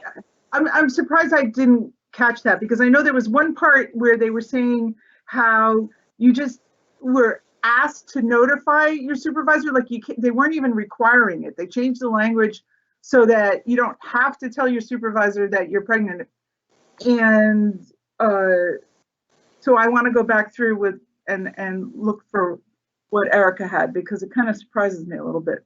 If they're saying you don't have to tell anybody, and then they're saying you need a note. I guess it's before you're out, and after you're out, you need a note. So I'll double check, see what we have to do. All right, so we'll take a look at that, and some of the things were additions from the WASDA model policy that were not in ours. Yeah. All right, so we don't need a vote on that, so we're going to close out that section, and then we're going to go on to Dr. Chu. Can I close out that section, or you had one more comment? I have one more comment. I want to make a closing comment just to make sure there's clarity. I don't mind rehashing policies and completely overhauling them. In fact, I'm happy to work on them with people. I do want to just point out that it's really important that we're in compliance with our policies. And so the place where I was going to go, where we didn't get to finish, is that if we cannot make the changes to the procedure for 0130P in a timely fashion to guide this year, and if we end up having to default to just being guided by the policy language and not the procedural specifications, then what we need to do is that we need to suspend that section of the procedure, because it's in the board section in zeros and three and thousand sections. You need to suspend those things. And so when Carolyn and I come back, if we think that's the direction to go, we'll probably propose that. But it's really important, because if we have policies and procedures that we casually don't use or don't apply, then we undermine the integrity of our policies and procedures. And I think equally it's important that we also understand that the deal with the zeros and the thousands is that they can be written by anyone. The difference is that they simply need to be passed by and approved by the board, which is why they still go through the committees. So I just wanted to put those things out there to clarify. I'm happy. I have no problem just completely throwing things up in the air and getting them right for kids. I just want to make sure that we don't undermine the integrity of our own tools. All right, so that will close us out for policy review. So moving on to board business, the first item is 6.1. Was not clear whether GOAL had an update, but as it is during the legislative session, as we are running low on time, it's only if there's something new or pertinent. If anyone has any influence or power there are 4 key pieces of legislation right now that we want to press on.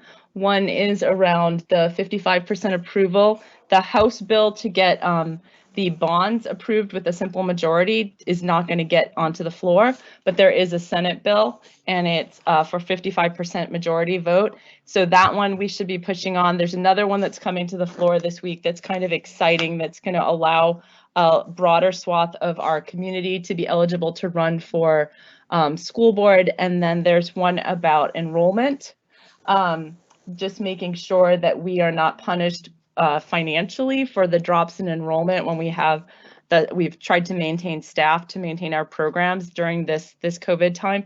And then the fourth one I think that's important is a transportation bill that's trying to make sure that we get the dollars to allow us to use our transportation in various ways, and to have the dollars to account for this situation that we've been in. So those are the 4. If anyone has pressure, if you want bill numbers, we can get those to you.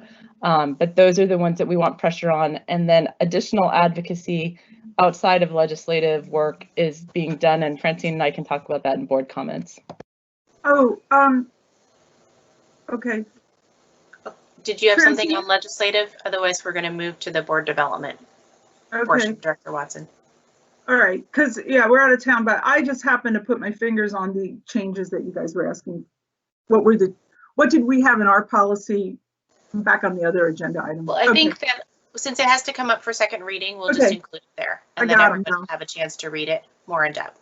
So Director Watson, do you want to take us through the board development plan? We would like, directors, just for your attention, we would like to be able to approve the balanced governance evaluation services so that it can be turned into a contract and implemented as the date of our workshops are coming up quite rapidly. Okay, yes. So the first thing is not that different from what you saw before, except I tried to incorporate some of Dr. Chu's ideas about learning, collaboration, and monitoring. And then we have the budget guidelines workshop that I hope we can approve the thing from Dr. Ellsbury tonight so that I can actually go ahead with fleshing this out more. I think we talked about that. That's the thing. Francine and I learned that one way for us to fulfill our oversight role is to do these board budget guidelines that apparently are done by boards around the state. I have some samples that are actually in the second document. Dr. Ellsbury says he has experience with this, so if we get this approved, I can start fleshing this out a little bit more. Then we are sort of kind of urgent topic for the second workshop, data and board reports, and trying to figure out what data and reports do we really need to do our job, how to streamline that, and then quality discussions, resolving differences. We might also add some things in the fall, possibly. I was thinking about a fall workshop, maybe doing some more of the equity. And I wanted to list out other ways we can do board development and our personal and board assessment. So that is kind of still the draft there. And then I took a shot at kind of, it needs a lot more fleshing out, but more on what that board budget guideline workshop would be like. And unfortunately, I did it all on a second page so it would all fit, but there are some samples of what those kinds of things look like. So the deliverable from that workshop would be something like that second page, except customized to us. And then I've also attached the proposal from Dr. Ellsbury. And so that is what I'm hoping to get approved so that we could go ahead and retain him, so I could get some of this stuff going. All right, so any questions or comments for Director Watson? I will say that she has been working very hard on all of this and coming up with a lot of ideas, and it sounds like we're going to have some pre-materials ahead of the workshop so we can really hit the ground running. So really kudos to her on that. Well, we're going to need to since we only have 3 hours. All right, Dr. Chu. Thanks, Director Watson. This is a great plan. I have two questions, well, a couple of questions. One is, I'm wondering why you decided to lead with the budgeting piece. Just wanting to know what the thinking is around that, because yeah, just trying to see how that fits into all the work that we're doing with planning for next year. There's the budgeting piece, but there's also goals and things. The second is, if we do additional work on the strat plan refresh in any way, shape, or form, will those be in addition, or will we need to change these plans? And then the third question is, have we left things with Tom so that we can make changes as we go if we need to, like, is it mostly about hours and so that it's flexible? Because this is a great plan you've put together. So I just want to understand the flexibility. I tried to get here, and I think we can, you know, based on our discussion tonight, I think, like, if people didn't agree that we wanted him for 3 workshops, we could tell him, oh, sorry, we only approved 2. But I did, he said we would do the consultancy and stuff, so that big report that he does on us, that where we had that workshop, we decided we had that workshop last year. We remember it. We don't need to do it again. So he would do us hourly for that. And then there's an optional other workshop that he's put in here as number 5. But I did have him to give the proposal with the 3 workshops: the budget, the data and board reports, and the I don't know, he has board observations. I wanted one on yeah, the quality discussions. Yeah, so that one he has down as optional, but I kind of think we need it, being the person who really wanted to call him up and say, how do we resolve differences? So the problem is all these things are pressing, and so we decided to go with the budget because we're about to enter the audit, and we've got the what do you call it, the SCAC committee working on this. And if we are going to have any board level, high level budget guidelines, they need to be in place, because the staff's going to start working on the budget. They start, we're talking about doing this on March 9th, and they're well underway in April, for sure. So if I can just interject with a sort of the cadence of what's happening. Hopefully we still have time tonight to work on the strategic plan refresh. The budget part comes next, right? We want to have some ideas, those guiding principles, as we go into what our budget priorities are, so we have a chance to do that. Then we will be looking at our reports and aligning that accordingly, so that feeds into that portion as well. Then we will have at an April board meeting, the superintendent's Community Advisory Council will be reporting on their work, which has followed a similar cadence of a strategic plan refresh kind of ideas, along with budget prioritization. So then we will be revisiting that in the April meeting. And then we continue to do things along with the budget cadence. And then we'll be starting looking at the next annual plan.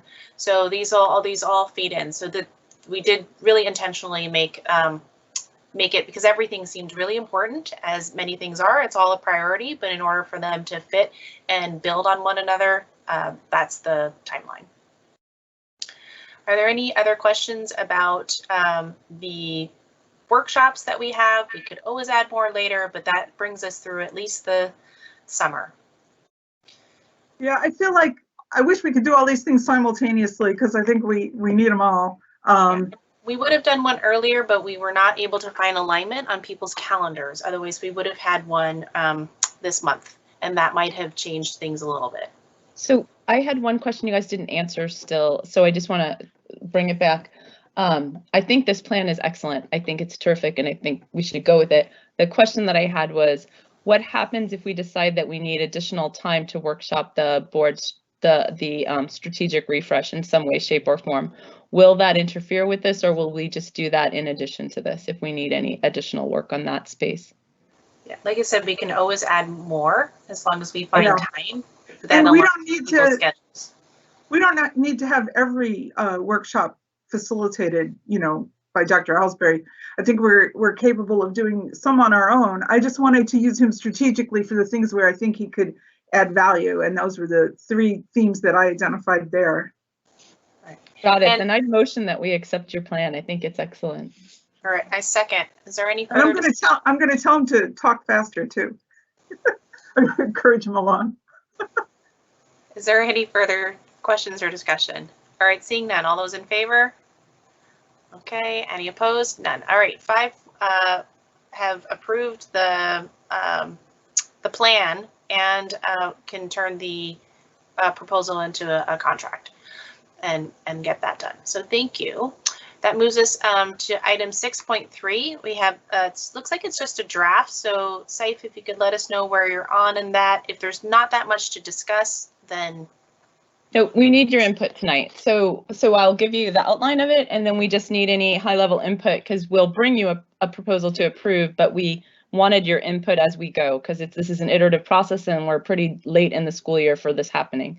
So the Mike, I don't know if you can bring that doc up. Okay. Can I say so? If everyone's read it, are there any questions? So the important thing that we're bringing up and that we have questions for you on is the latter part of the proposal. We already know our normal, like we had a community forum. We're not proposing to add another one this year. We have our school visits so that we'll regularly be talking to broad swaths of community. Any of the board policies that need specific community input can go and get those per policy. We want to have some focus groups within our community. We don't want them based on one organization or another. We want them to address the groups of students and families in our community and make sure that we're getting voices out there. There are a lot of different groups that we can break people down into to talk to them. But in this year, there are some voices that we believe need to be elevated the most because we haven't heard enough and we need to make sure we're getting those. So the proposal is that we would be having some forums once every 3 to 4 weeks that would be co-hosted by the board and the staff so that we're not creating new work. We're actually bringing silos together and not breaking them down. And then we would take questions, we'd have a panel, and it wouldn't be all 5 board members. It would just be 2 board members can sign up to attend and bring back some information to the board, or people could watch the meeting if they wanted to, but not necessarily be on the panel. And that's the idea. And then the groups that we would prioritize are indicated in there. There are 6 groups. We might not get through all of them in this school year. And we're going to check this. We've been talking to Dr. Duran about it, also to Shamari. We're going to check it with the new family engagement group. Do you have any feedback on the groups, the approach, anything that you'd like to get out there? We just think that it's important that we're hearing from the groups that don't have voices that are always able to speak. Any comments? Yeah, I like it. It reminds me of what we did on the C's committee, and those were very, sometimes they were a little tense, but mainly very enjoyable sessions. Tense only because we weren't meeting people's needs and we were being informed of that, which is part of the process. But yeah, I'll be happy to volunteer to be one of the board members. You know, maybe we'll be fighting for slots. Anyway. Any other comments? All right, I just have one, Dr. Duran, since Dr. Chu mentioned just partnering with the district. I understand, and we're about to get presentations on all the work the district has been doing on reaching out to stakeholder groups. I will just echo that I think the more input that we can get and really listening to voices, and especially student voices, and raising those because the system has to work for them, it's their system, is critical. I just wanted to get your input because not that we can't do them again, right? But if you've already done a lot of input with these particular groups, are there others that we should be really making sure that we're not missing? I see some that I think could potentially be included, but I'd just like to hear your perspective. Yeah, I think this list is a good list because I think even within each of these groups, there's different groups within them. So if you take the Black community, for example, we have our PABS group, that we met with here probably, about a month ago. And then there's, a new group that's been formed, Africans for the East Side, so there's another group that's there. So I think there's going to be a lot of opportunities to have multiple conversations. And I think the panel idea will definitely, I think, be a way to kind of bring in different voices and different perspectives, so we're going to continue to have some engagements. We've been invited to have some deeper conversations with a number of groups. So we'll continue to have some of the conversations. I know some groups have different questions and wonderings about reopening. And so I think it's a way for us to go and do some reassurance around some of the things that we're trying to do also. So I think it's going to have another ability for us to gather more input. Thank you. So the two other groups, and I realize that adding could potentially dilute, but I do feel that they're often overlooked, is the LGBTQ+ students. They are at highest risk for many adverse events, and then also our students experiencing homelessness. So those would be two that I would ask that we strongly consider adding. For instance, they're on our list. They're on our long list. We just couldn't, literally, we have about 4.5 months left to meet with folks, and the resources it takes to put into a panel discussion and an outreach. I understand. So I would just ask that we look because we have made targeted outreach to several of these groups that are already listed several times already this year. And so just keeping it that open. So you just ask for feedback. I would just say to make sure that there's a consideration if a group really has not been reached out to and another group has been reached out to multiple times, or that we figure out how we break it down further. Maybe then it's just one board member. So yeah, that's what I was going to say. So if you would let me finish my question, the question that I wanted to ask you was, would you suggest that we do, if we can't do full panel discussions with some of these groups, would it be sufficient to do a single outreach, where a board member goes to an organizational meeting or something to get to sort of liaison and come back to the board with at least some level of interaction and more input? Would that, if we augment the process with a couple of those, would that meet some of the thinking that you have? Maybe it's 1 or 2 board members can go and have a meeting, but it's not a full-fledged panel with this whole group or something. Would that meet some of the needs that you have? Yeah, I think we need to be flexible, and certainly there are some groups that may not want to be recorded and paneled, and I think just in terms of really respecting privacy and identities, and it's really important. So I would say, first and foremost, we want to make sure that the outreach is rich and robust. And then in terms of how it's done, it needs to be respectful. And so I don't think there's a one size fits all. So I would just be flexible, and I would prefer to be able to outreach to more students and more groups than fewer. So we will see what we can do with that plan to see if we can reflect that and see what the feasibility is, because it really seems like it would be worth reaching a few more of the groups if people are flexible about how we do it. I do want to call out that these meetings that we're setting up will not be OPMA regulated full board meetings, and they will we have no intention of recording them. I mean, they'll be online because that's how we have to meet these days, but these should be safe spaces for people to talk. That's the goal. All right, thanks for your work on that. Any other last questions? Director Watson, Yeah. did you have something? Yeah. I'm wondering, you said there are a couple of groups that weren't on the list, and I'm just wondering if there's a place on this memo or someplace where we could document the full list and add to it as people think of it, so that we don't lose track of somebody just because we forget them. Great idea. I will make a note of that and see what we can do. Thank you. All right. All right, thank you. And then, so it sounds like that was a draft approach, and yet really it sounds like it doesn't sound like something we need to vote on. I would just say, rather than it being draft, could we go ahead and start implementing it, because time is always of the essence. Well, we would need to approve it because any community engagement done by a committee needs to, a large scale community engagement plan does need to be approved by the board per policy 1240.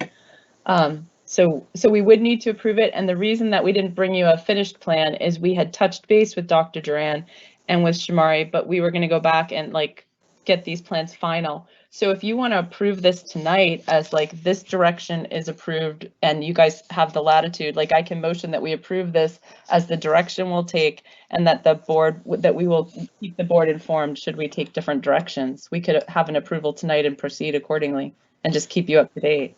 I will second that. All right, no, doesn't look like there's any further discussion. All those in favor? Aye, we have 5 votes, so go for it. Thank you very much. Let's do this. Okay, that brings us to item 7. So thank you, staff, for waiting patiently to provide us the update on remote learning. I realized that this posting was probably only posted just shortly before the board meeting. I'm not sure if directors have had a chance to review it. Since we're quite behind, can we take like a 3-minute break? Just really fast. That why don't we take our break to 5:55? President, we have public comment also, so I'm not sure how you want to. Right. So I was going to say, if Dr. Duran, if the staff can wait, so directors, go start your break, and then so we'll be back at 5:55. Go break. And then I'm gonna go break also. We will do public comment, and then is that okay with staff then to do remote learning afterwards? Okay, yep. And that will also give us a time perhaps for directors to start reviewing the PowerPoint, as directors have heard all of the public comments already. Yeah, and I think the PowerPoint was intentionally designed so we're walking through it, so it wasn't designed to be a pre-read where it's going to be something that we're using for support. All right, and we'll let them know that. Thank you.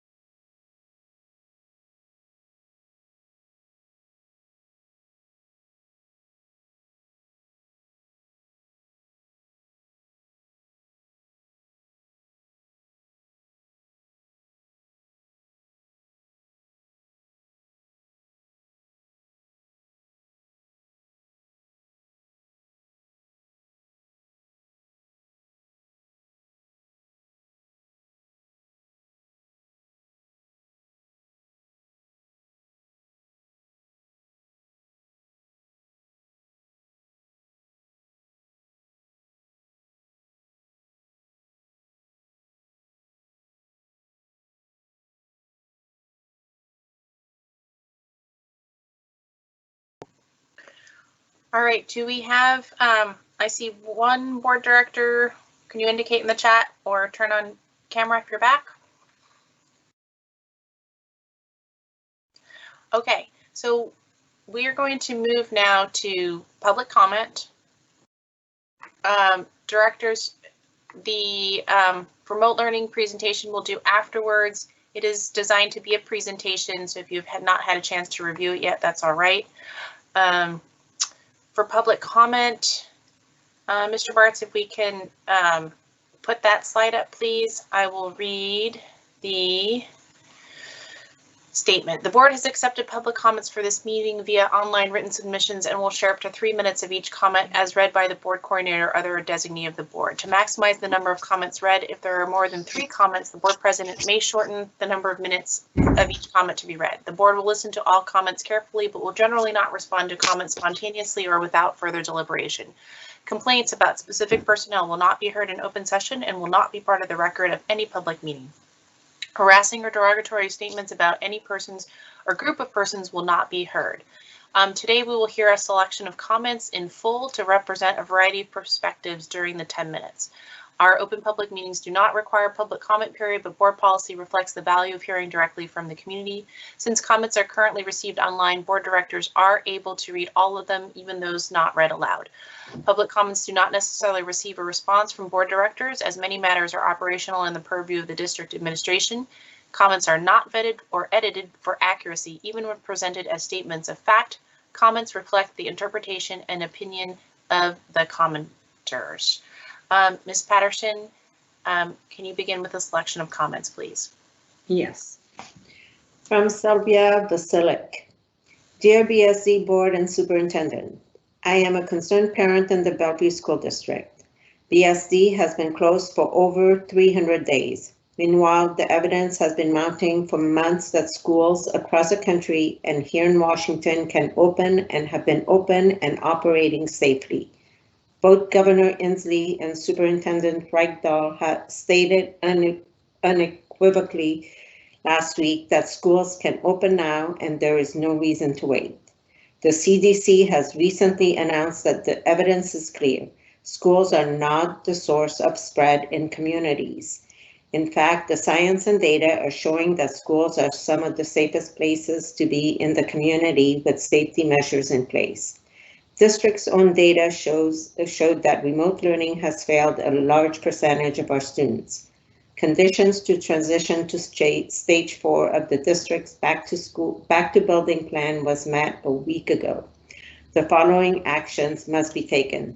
The district immediately announces an in-person plan for all grades. The district holds those who were responsible for the 2-day strike accountable. The board speaks with unified voice in support of our students' right to return to school. Every day the BSD students are not in school, they fall more behind compared to students across the country and even here in Washington. Once the shining star of the public school system in Washington, BSD is quickly falling down the list with every day that passes. We are seeing families unenroll in record numbers and move to other districts or out of state or to private schools. This has dire budget consequences and the deficit keeps growing. Our students can't afford it and the district can't afford it either. As school board members and the superintendent, we expect each of you to fulfill your responsibilities in leading the district.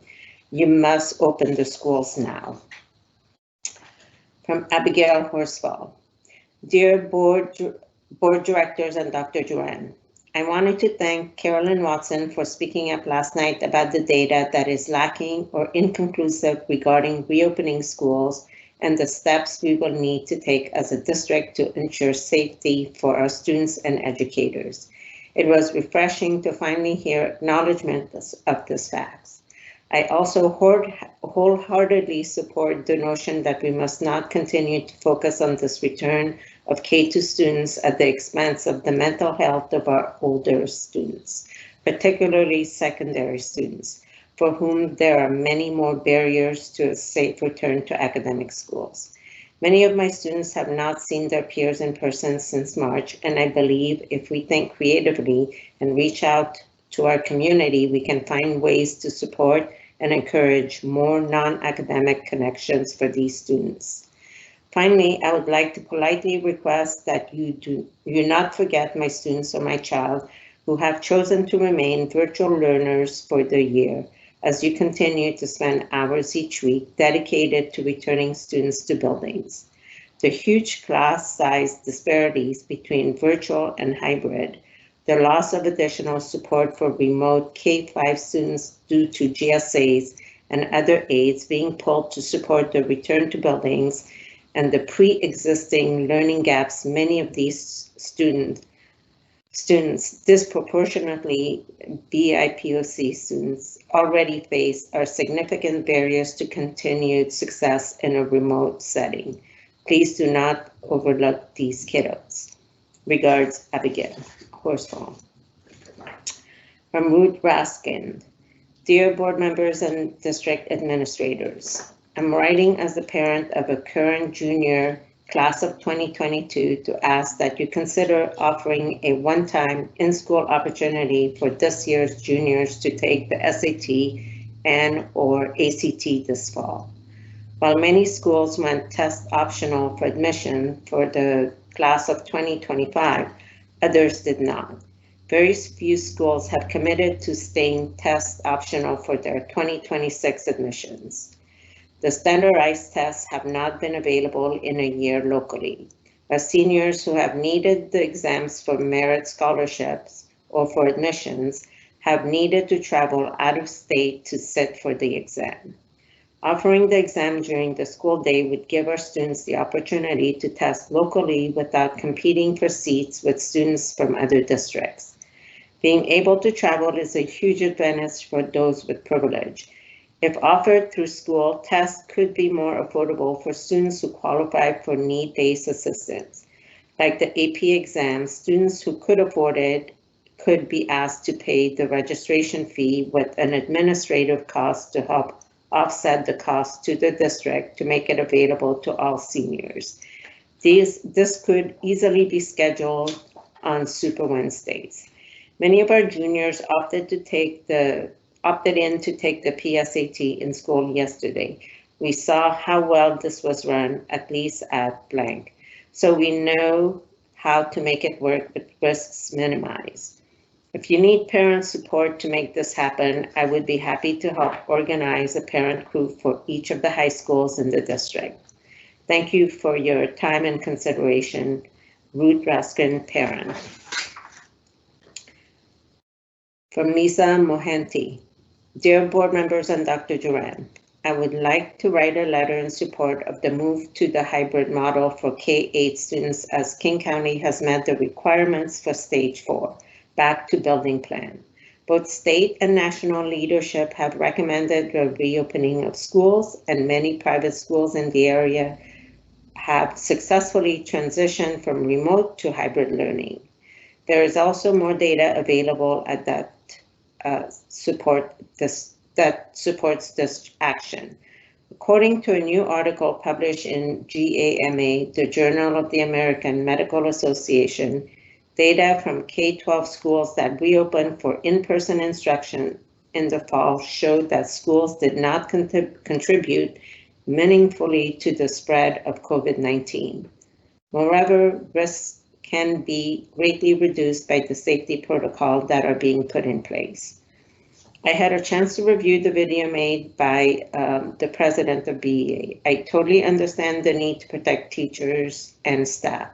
As the spouse of a healthcare worker, there were no opportunities for remote working since March 2020, but there was good faith that adequate PPE was available and risk would be mitigated. Other nearby public school districts have had success with back to building procedures, and perhaps BEA members can have virtual site visits to Gig Harbor, Salton, White River, Meade, etc. Ms. Snow also mentions the need for an equitable and just society. If she really cares about racial inequality, there are a disproportionate number of disadvantaged students failing in these groups. I had the chance to read some letters from various schools in the district stating that exam scores such as STAR, etc., have not had much variance in the remote model. It is interesting that now teachers are advocating that test scores are an adequate measure of learning, when in the past some have not wanted to be judged by test scores. It is also not clear if test scores have really improved across all demographics in the Bellevue School District. As Governor Inslee has authorized the move for King County to move to phase 2, it is really frustrating that now our community has fewer restrictions in many areas except the one that matters the most. If not, the district needs to consider revising the learning model to include additional synchronous time such as that the already loss of learning is minimized. Thank you for your consideration. From Don Clark. Dear BSD board members, I am once again writing to implore you to take action toward returning all students to the classrooms. We now have been under the 100,000 case threshold for 13 days. Tomorrow marks 2 full weeks below the threshold for phase 5 of the back to buildings plan. All grades should have the option for hybrid learning with phase 5. Please immediately leverage item number 30 in the latest MOU with the BEA and revisit the current plan. All grades should have the option to return by March 1st. Our students and families are counting on you. Please don't delay any longer. Every day counts. Parents then willing to help in any way possible, including as volunteer monitors to be present in classrooms so vulnerable teachers can stay remote while their classes return. We must do better by our students. Sincerely, Don Clark. Time. Thank you very much for reading the comments. Our volunteer board of directors very much appreciates the time and effort put into public comments and correspondence to us. Again, while we do not generally respond beyond the auto responses, we do read the information and take it into account in our decision making. All public comments submitted online and in compliance with stated requirements, whether or not they are read aloud during the meeting, will be included as part of the official record for the next regular board meeting following the receipt of the comments. So we're going to go back to agenda item 7. Dr. Duran, I'm going to ask if we try to, and directors, try to make this section about 25 minutes. And then as long as we keep item 12 short and we don't need an executive session, so we may have a little bit of time there, we should still have time for a robust discussion for the study session. Now, although Dr. Duran, you said that it's a walkthrough presentation, I think we could probably skip at least and perhaps start on slide 6 and then just go from there, because I think the other ones are just background information. Okay, we can try to address or for that. Slide 5 maybe. I think that's new, the health and safety teams. The data might not be new, but I think Heather can explain what that's about. Okay. Yeah, and yeah, so we're going to get started on this. So I think just so everyone knows, for this particular item, we have split it up the 2 into basically 1 presentation. So we'll be tackling both of these during this. So we're talking about the back to building update and remote learning update. So yeah, go ahead. I'm going to hand this over to Executive Director Edlin, who's going to talk about slide 5. Hi, thank you. Yeah, in the interest of time, I'll be real brief. I did want you to know that in parallel with the building health and safety teams that are outlined in the MOU, we've also convened a district health and safety team to be monitoring the information that's coming out of those district health or the building level health and safety teams, as well as our district level data. That's a multidisciplinary team that covers members of the Education Association, members of district administration, members from classified staff and facilities, etc.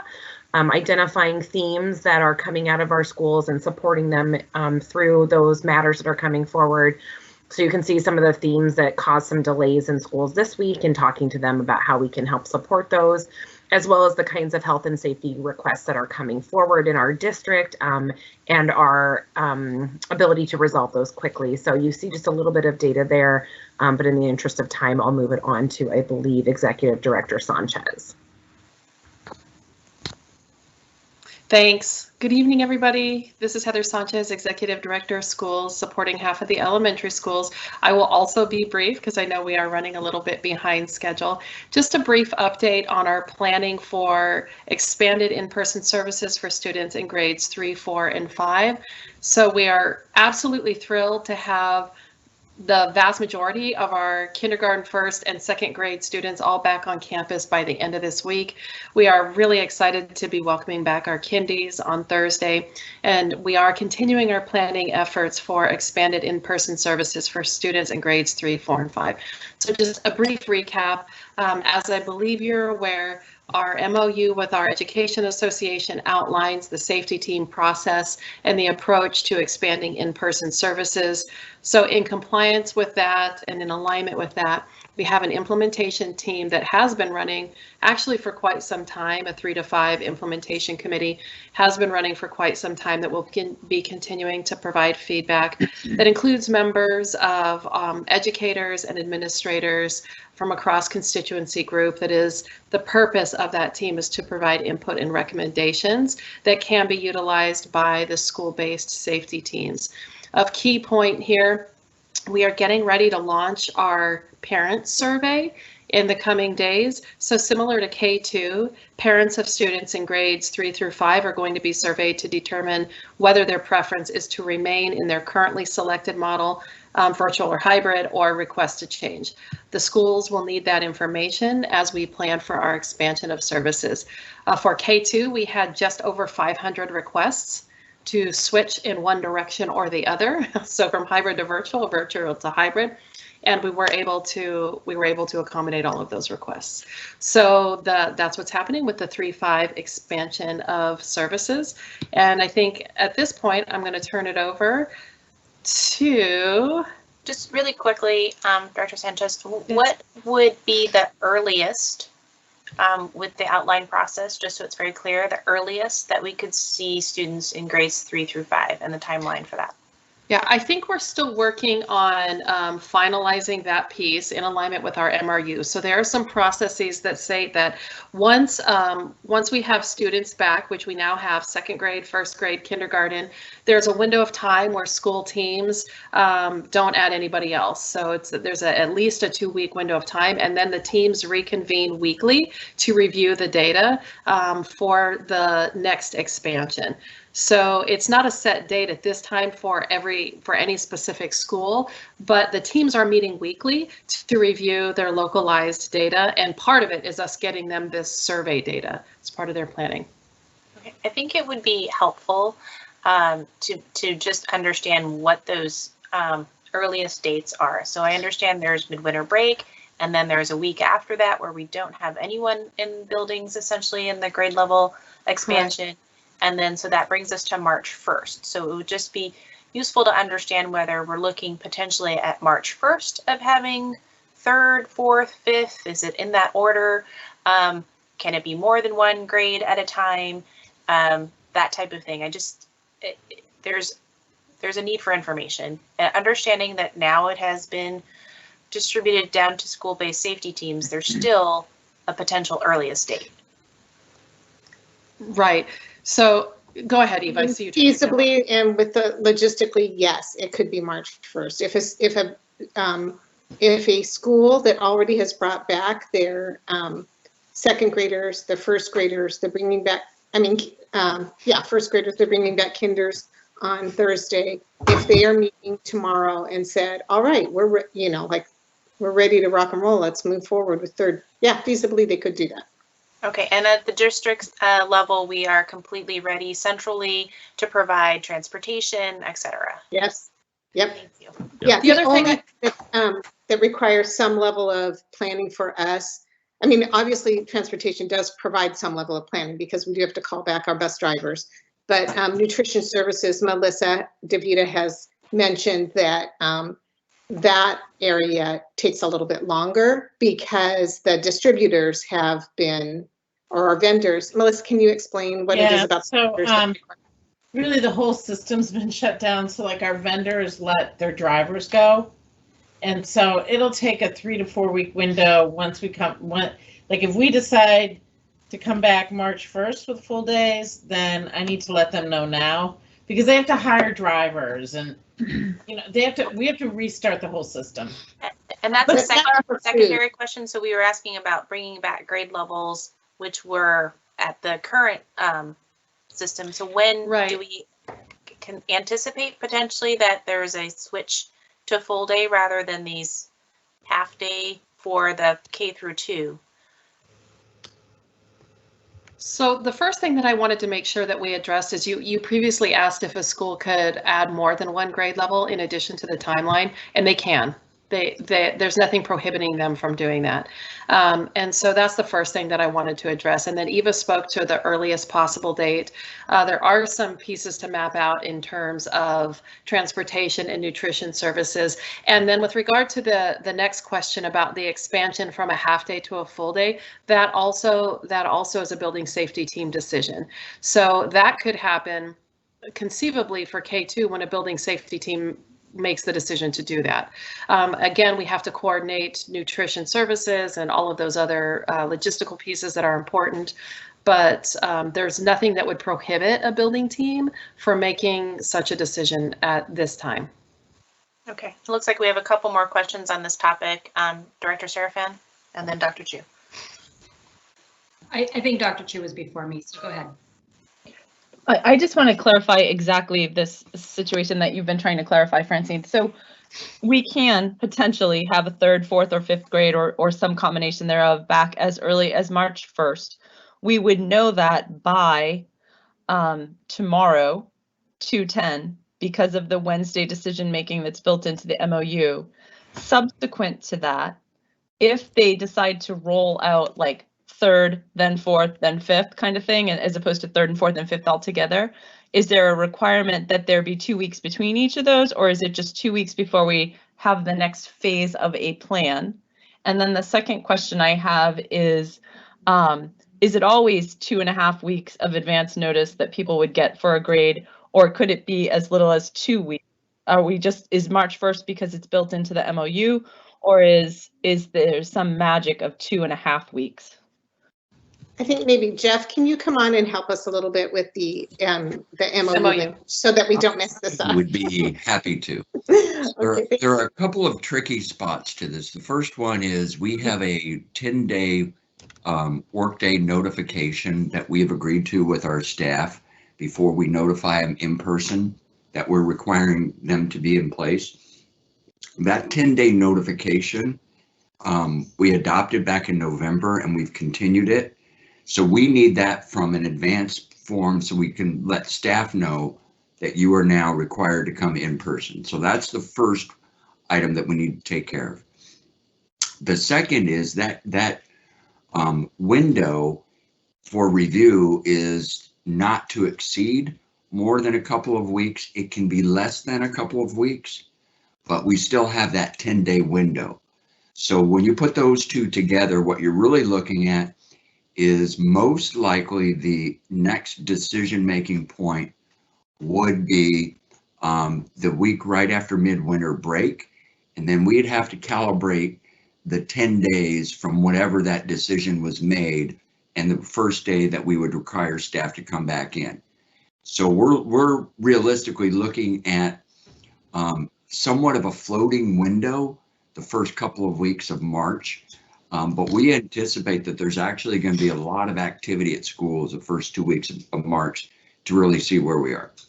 And then Jeff, can I just add one more thing? The MOU does stipulate that when the teams convene, that they vote the week prior to the addition or the expansion of any additional grade level.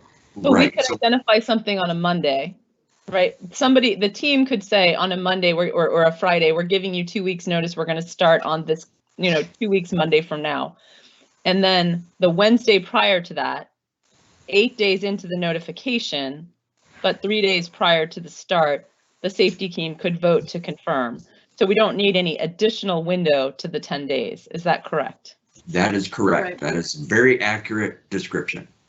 But so at this juncture, however, since the safety teams have not met and voted, students would not be able to start on March 1st because that doesn't give us 10 days. So March 4th would be the earliest that we would see additional grade level bands That's right. returning. That's right, because of that 10-day. I forgot about the 10-day. That's correct. Okay. All right, Director Serafin, are you still passing, or did you have a question? Wait, could we just clarify what Eva just said? Because could we just Eva, the March 4th thing? I don't understand. As if the week after break doesn't count as 5 days. Are you saying that the week after break doesn't count as 5 working days notice just because we wouldn't be in the building? No, it counts. It does, but we need 10 working day notice. Okay. Yeah, we need 10. Okay, so Director Serafin, no? Okay. No, Dr. I actually, Oh. what I'd like, no, I just need the speed to unmute myself. What I actually want to ask about is mainly on the 6 to 12 section, but having said that, because I think across the other questions, 3 to 5 has been answered for me, or K through 5. But what I would like to ask the superintendent is, in the presentation on 6 to 12, would you consider starting with the student voice section, because I believe it will be, I find it interesting and grounding to hear that first, because I know I feel that the hardest questions to answer are those coming from students, many of whom don't feel seen or heard. So I'd like to start with that and then go to what your 6 to 12 planning is, because I think that we can have more insightful or pointed questions on, is the planning enough? Yeah, I think we can flip that. So Mike, if you go to. Can we just slide. make sure Director Malif had a question about K-5? I have a quick question that I want to clarify. Director Sanchez, one of the things you said was that potentially the switch from the hybrid model to a full day was a school building decision. I don't see how that can be, since transportation and nutrition services would change. And so I just want to get clarification around that. Yeah, so thank you for the question. There's nothing to prohibit a building team from wanting to expand from part day to full day. We would need to coordinate with transportation and nutrition services, but there's nothing that would stop a team from pursuing that. Is what everybody started in K2 half days, but there's no set timeline by which they must wait or, plan to go to full day. Okay, I'm going to do a little switcher, but I do want to make sure we do come back and cover the 6 to 12s. I think it's important to hear what we're doing for all students and for specific students. So Mike, if you go to slide 14, and our Director of Equity and Strategic Engagement, Shamari Jones, will be sharing this portion. I think it's a really relevant piece because it's obviously from the ways that we've been gathering stakeholder input, into some of the decisions that we're making. Mr. Jones. You're on mute. It's not muted, but we can't hear you. Maybe headphones?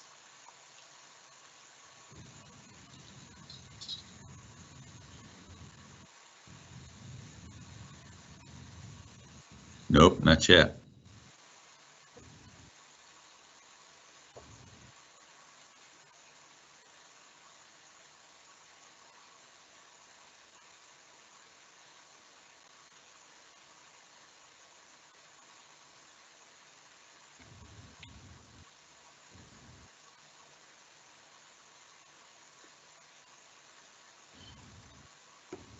Now you're muted for sure.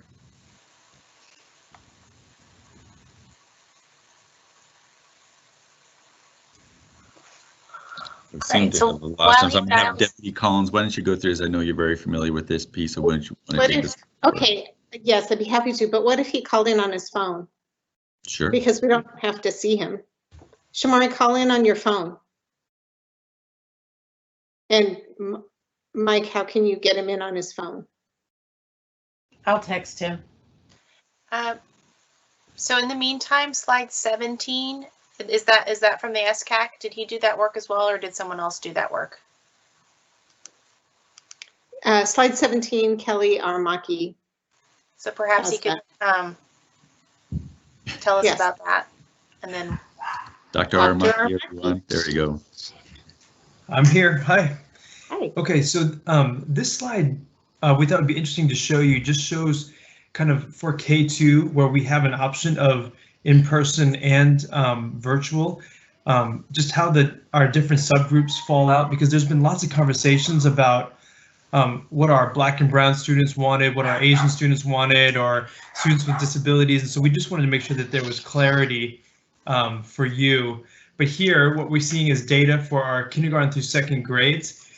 This first cluster of bars are students who've chosen to stay virtual, 100% virtual. The first light blue is all students, and then it's all subgroups after that.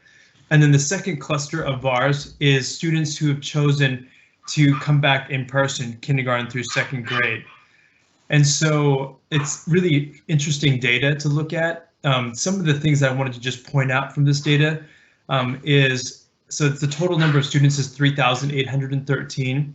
We are seeing about a 60-40 split in person to virtual. So about 60% of our students are choosing to come back in person, K2, and about 40% are choosing to stay 100% virtual. We have a higher percentage of our Black, Latinx, white students with IEPs, students who qualify for free reduced lunch, who are choosing in person. So you can see on the right side, 60% of all students are choosing to come in. But for those subgroups that I just mentioned, a higher percentage of those groups are choosing to come back in person. So I know there's been some conversations about what our different subgroups of families are wanting in person or virtual, but this shows that higher percentages of those subgroups are selecting in person. And then on the flip side, you can see for virtual, a higher percentage of our Asian families are choosing virtual over in person. Same with multilingual learners and our advanced learning group. So the other thing I wanted to mention was the families of every subgroup are not monolithic in decision making. So I think that's something that's really important for us to see. And then our equity specialists have been working with us on some of the conversations about racial equity. And something that they've taught me is that, we have these universal narratives out nationally about what Black and Brown students need or want. And what we're learning is, our families don't all fit in the universal narrative. So we have some families who want to come in person and need it. And we have some families who feel that they are getting a better education or it's a better fit to go virtual. But one thing that we are learning from talking with families is that the options are important to them, that they have the option to choose. And our principals and our classified staff and teachers have been doing personal phone calls to work with families when they request a change. And so just like Director Sanchez had mentioned, we had over 400 change requests and we were able to accommodate 100% of them. But it took really outstanding family engagement work on behalf of our school staffs. I mean, just individual phone calls, multiple for each family to talk to them about the implications of changing, if it would require changing teachers and things like that. But in the end, we felt we gave really great service to our families in being able to select the right model for them. So that's just kind of a landscape of how our families are falling for virtual versus in person. Thank you. I think a lot of those points are really important ones. I think I was also struck in a different version of the data that was presented that of the families that chose to change modality, a quarter of them did choose to go from virtual to hybrid, and that there was some disproportionality there in terms of historically marginalized and vulnerable populations. So really asking for that choice to be available and then availing themselves of it. So I think that segues nice that hopefully, Mr. Jones, let's test, can we hear you? Still cannot hear you. And dialing in did not work either. Boy, we were just on today too, so I don't know what is going on. All right, Deputy Collins, why don't you go and go through the part there? So Mike, go back up to slide 14.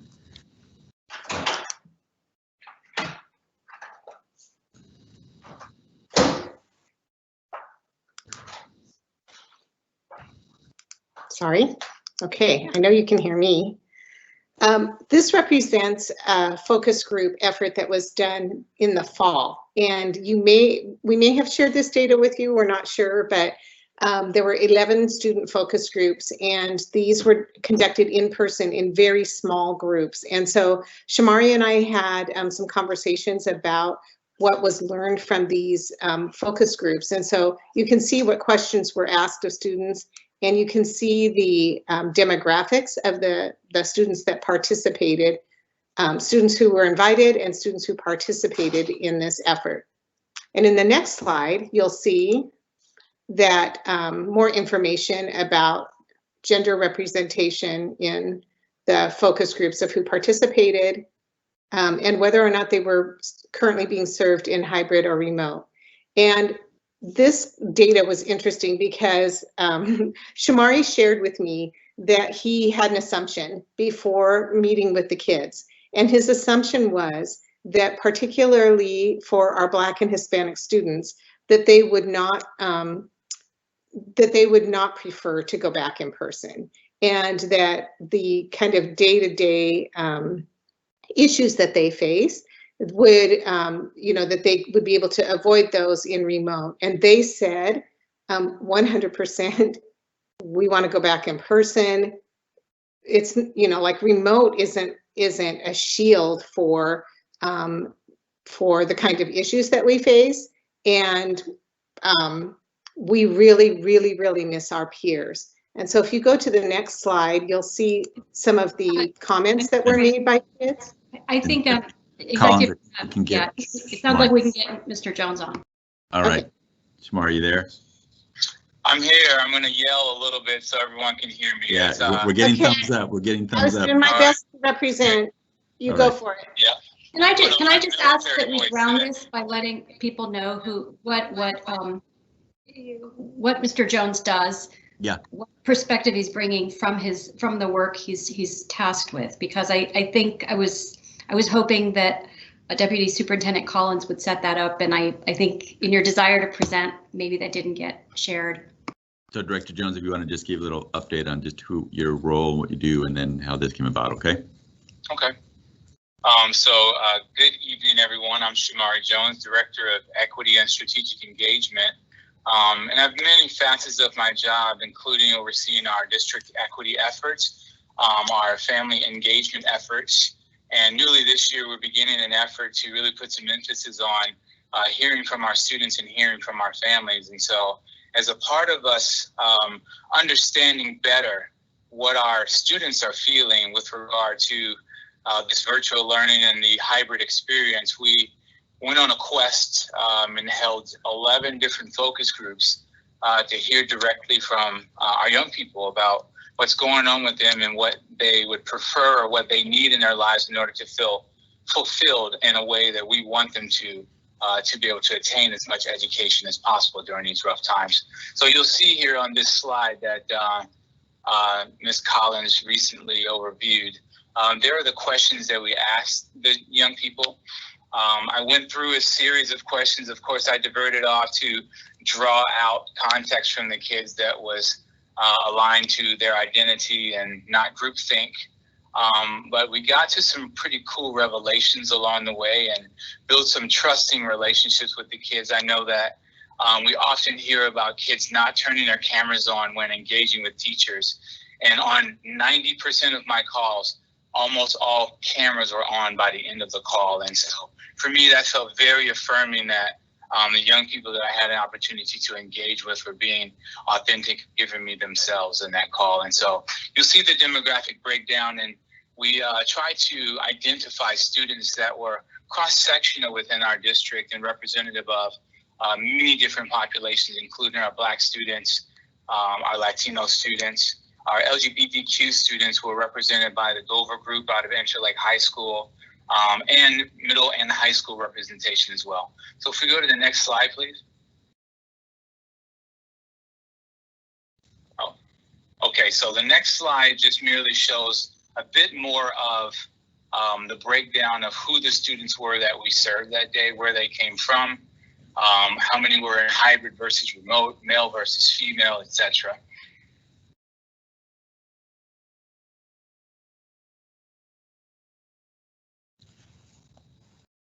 Okay, next slide, please. There we go. Okay, and so in here we wanted to hear student voice. You all wanted to know what students were saying, especially as it pertains to their desire or interest in going back into schools. And these are not Shamari's words. These are the words directly from our kids. 100% of our kids in every one of these calls, I was actually pretty surprised because I was seeking to pull from them or at least help them reframe their thinking about the juxtaposition of what I believe their experiences to be versus, you know, what they believe their experiences to be. And so in asking the students whether or not they were interested in going back to school, most of them already a sense of loneliness and disconnection from the virtual learning space and wanting to re-engage in a school space in order to have connection to their peers and friends, in order to be able to, you know, give a high five as walking down the hallways, in order to be able to engage in classroom spaces, whereas they felt a part of a community in spaces where oftentimes the kids are not engaging and don't have their cameras on. And so it was a very resounding, to me, very surprising, resounding voice from our students and their interest in wanting to return to school. And before we let him go here, if anybody has any questions for him now, then we'll go back up to the 6 through 12 piece. And Shamar, you might want to mention about the Student Advisory Council that most recently that you heard similar. Yeah, so on this very slide, actually in the bottom right corner, Dr. Sigworth and I are co-hosting a Student Advisory Council representative of all of our secondary schools. And we have 24 members on the team. And they, in our last meeting, as we engaged in conversation about their feelings towards reuniting with students and being in building spaces, we were having discussions about what was going on with the Bellevue School District and the teachers coming back to school. And in that conversation, they orated how much they missed being in spaces with their friends. They missed the in-person interactions with, you know, teachers, friends, and others in that building space, and how difficult it was. So similar reflections that we found in our focus group spaces. Any other questions? Director Serafin. Thank you. Thank you. First off, thank you, Mr. Jones. This is really insightful and valuable work, so thank you. I have, I guess, 3 questions, and you can be as brief as you need to be in replying to them. The first is when you spoke to students, did they address whether they are seeing kids outside of school? And the reason I ask is I know that we hear frequently that, you know, some students are compliant with their family guidance of you're not going to go meet up with other kids, but craving that social interaction. There's certainly a fair amount of work out there that suggests if kids are then getting together in places where there's not protocols, they may actually be contributing to community spread because they're not getting that social interaction need and they're trying to fulfill it in ways that aren't appropriate. So I want to know, did that come up? It may not have, but that's one question. Second, I was struck by the quote, "No questions does not mean students understand everything." And for me, that points to the potential challenge depending on how comfortable somebody feels and whether they feel seen or not seen. In a metaphorical sense, it really points up that remote learning may work for many extremely well, may not work for certain kids. And I'd love to know what you learned there. And I frankly can't remember my third question, but I may by the time you answer the first 2. So let me let you get started. Yeah, so I would say that in many of my everything that you just asked were conversations that came out. Our 45-minute focus groups landed at 1 hour 15, 1 hour 30 minutes, each one of them, because the kids just really wanted to talk. And so many of our students did have circles of friends that they connected with or engaged with outside of the school building space. I mean, we had the range, we had the spectrum of kids, you know. On the other end of that spectrum, we had kids who never left their room. let alone left their house, right? And the internalization of, unmotivated to even leave the bed, which was what one young student had mentioned. And so it was a spectrum, but there were several students who had groups or played sports with other kids in the park, or, still continue to engage outside of the school building space. The second question around seen but not seen was a major issue. And I spoke very much to this with our GOVA group, our students out of Interlake High School. And they spoke to the ones of us who are incredibly outgoing are the ones who feel connected and engaged. Those of us who are typically or tend to be a little bit more, or take back seat, or a little bit more closed, suffer or struggle a little bit more. And you saw sometimes, even a young student in our student advisory council, sometimes she will tell you, I have an anxiety around this camera. I just can't be on the camera. I function fine in the classroom space, but this thing does not work for me. And she shuts down and she doesn't engage and she takes a back seat. And so how much is she learning? We don't know, if she's not engaging. And so there tends to be challenges in those spaces for our children. Thank you. You basically touched on the third question, which I did remember, which was how are these challenges showing up in our students? And I think you've addressed that. So let me hand it over to Director Chu. Thank you. And thank you, Mr. Jones. This is really important and insightful, but it's also just very human. And I think it is an example. It is only one example of the enormous amount of outreach that's going on right now. And so I do have a question about the additional outreach that's going on and what we continue to one snap in time in the fall from these, 60 kids or something that you talk to at the high school level. It sounds like you have engaged with the group now. So I'd like to hear if what you're hearing now is consistent, or if it ups the urgency or lowers the urgency, or what you're kind of hearing from these kids that you're interacting with now. And I'd also like to hear, because I know that you coordinate with a lot of other groups, about any other efforts you're hearing, because every single school that I've dropped by or talked to a principal or somebody online, I've learned about an outreach effort from that school to reach out to all sorts of populations of their students to deeply understand what's happening with families. Like, for example, at one school I was recently at, I heard that the teacher in the bilingual program had reached out to a whole group of students and families, and found that when we delayed the opening, it meant that, like, in one case, a family lost their job because they were planning around it. There were pretty substantial implications to student and family well-being. So I just wanted to understand what else we're hearing and who else is reaching out and what we're learning.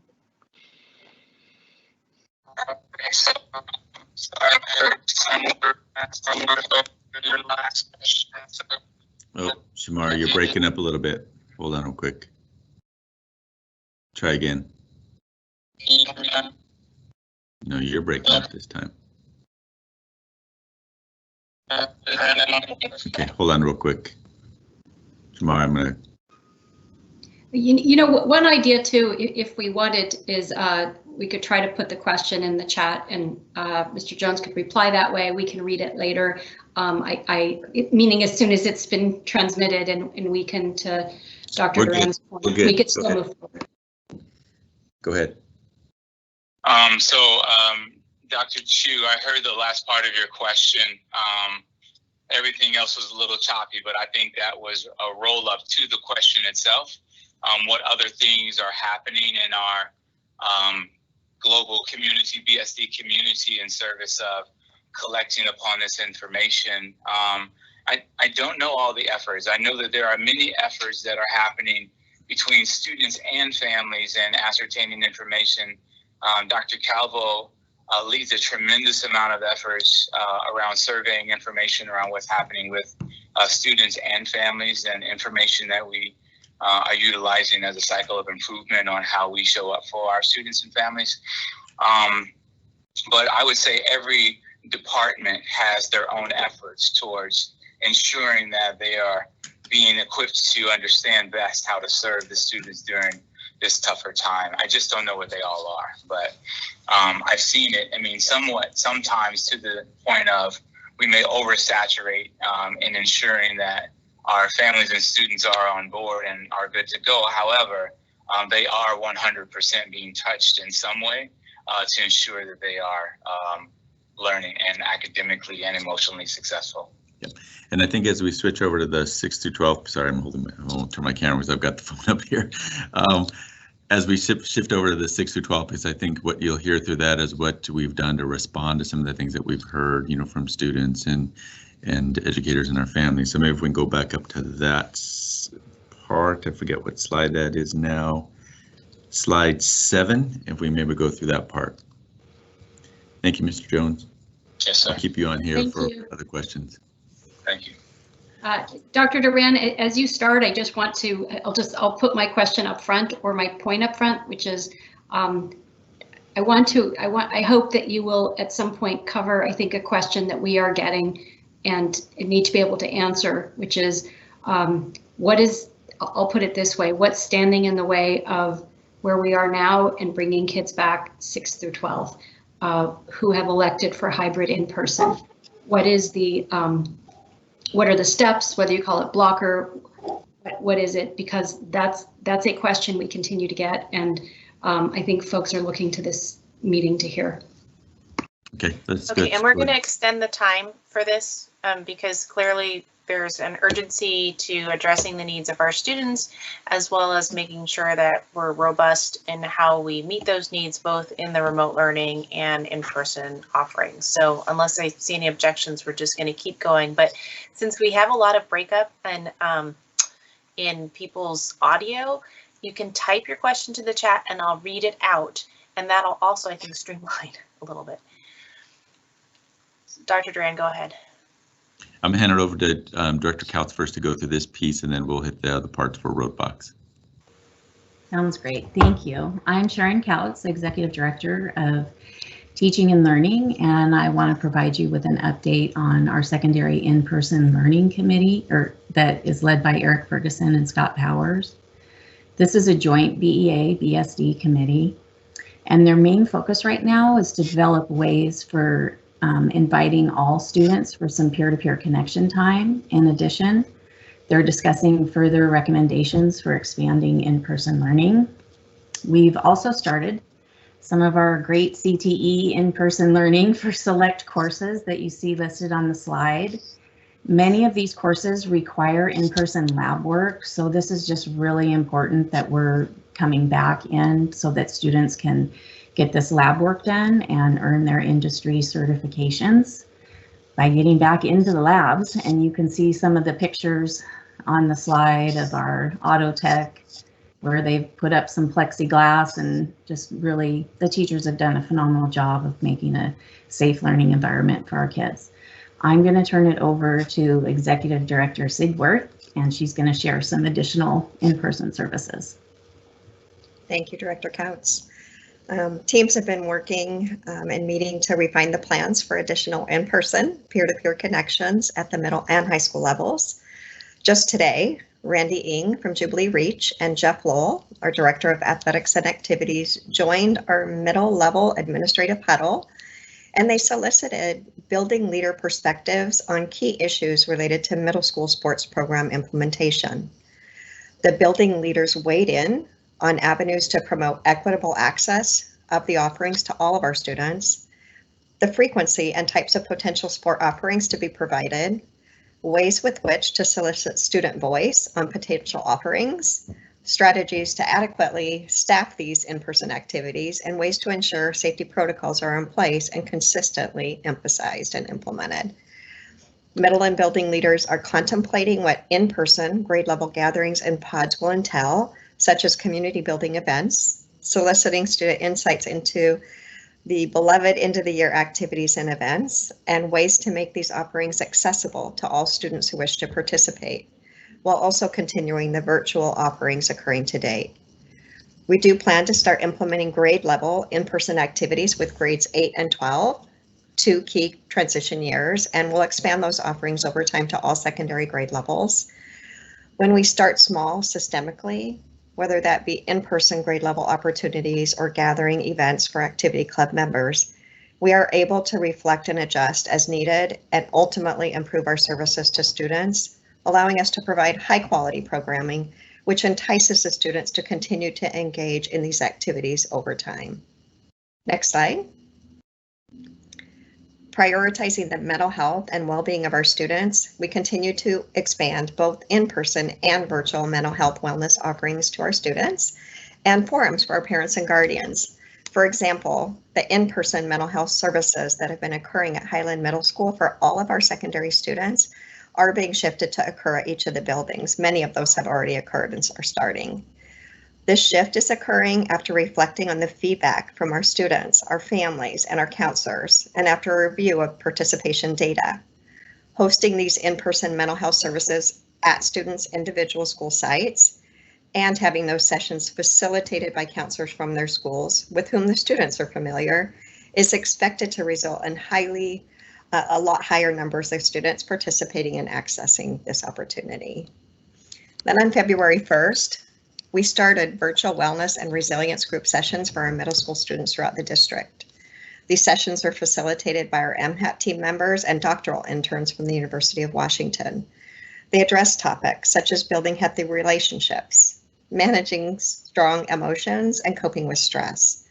It's a really great opportunity for our middle school students to learn new skills and strategies to deal with the stress they may be experiencing in the pandemic or with life in general. Initially, we had 16 students participate, and we're now up to 60, thanks to the efforts of the school staff who had continued to reach out to their communities and to individual students and families. On the 23rd of February, we're starting our Agents of Change group for high school students district-wide. The goal of this group is to increase connectedness, school engagement, positive perceptions of adult support, and acceptability of seeking help. Through facilitation of these virtual events for students, staff have identified additional students in need of limited in-person services while we remain in remote learning. And our community forums for our parents and guardians continue in support of our students. The February session will focus on how to support student resiliency. Next is about attendance. And this is some of the portions going specifically towards some of the remote. Go ahead, Tom.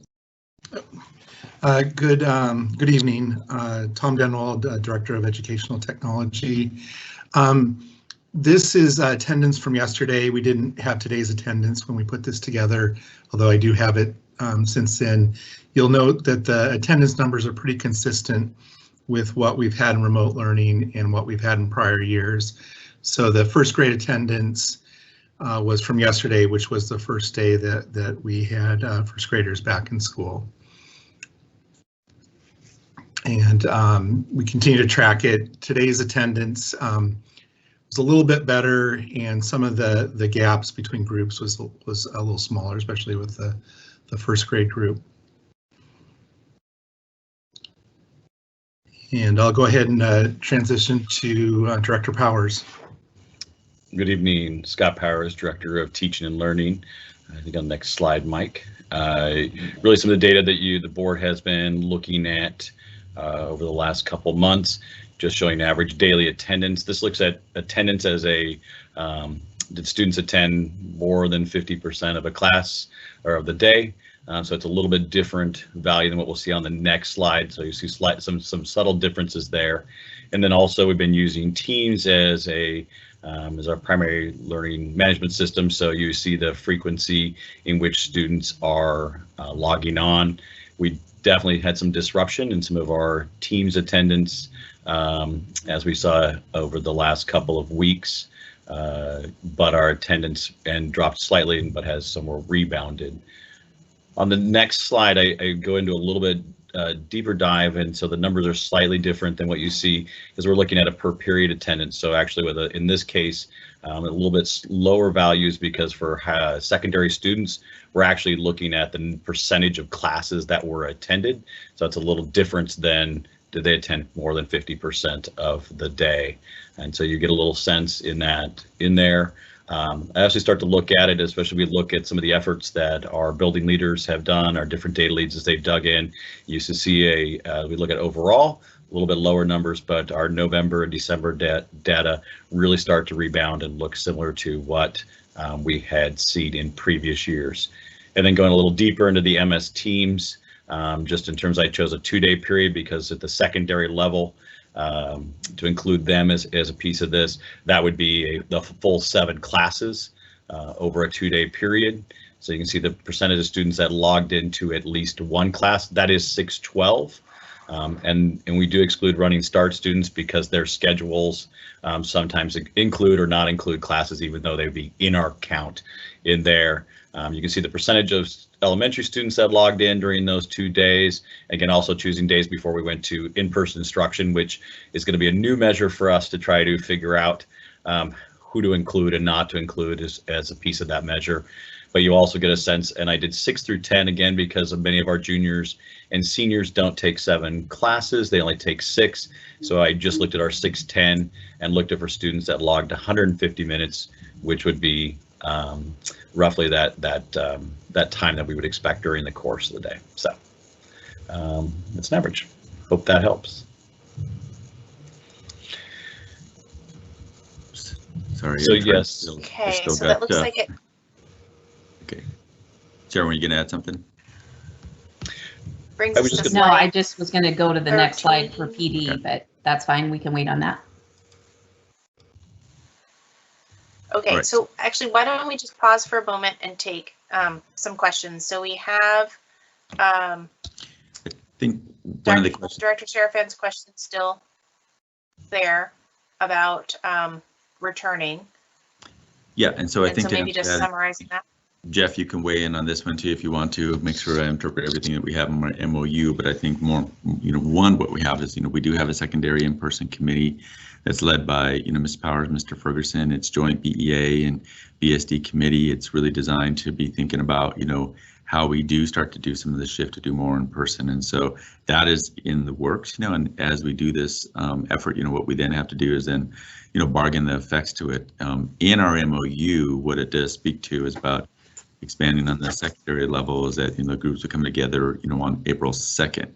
But I think the other part that's in the MOU that I think is important for people to know is that it was already noted in the public comment around item 30, issues left to consider, which basically says that we know that this is evolving dynamic nature of COVID. We're seeing numbers go down considerably, that we have a commitment that we'll continue to meet regularly. So Jeff, I don't know if you want to add on to that in terms of the possibility of being able to come back to the table sooner to have more discussions around secondary.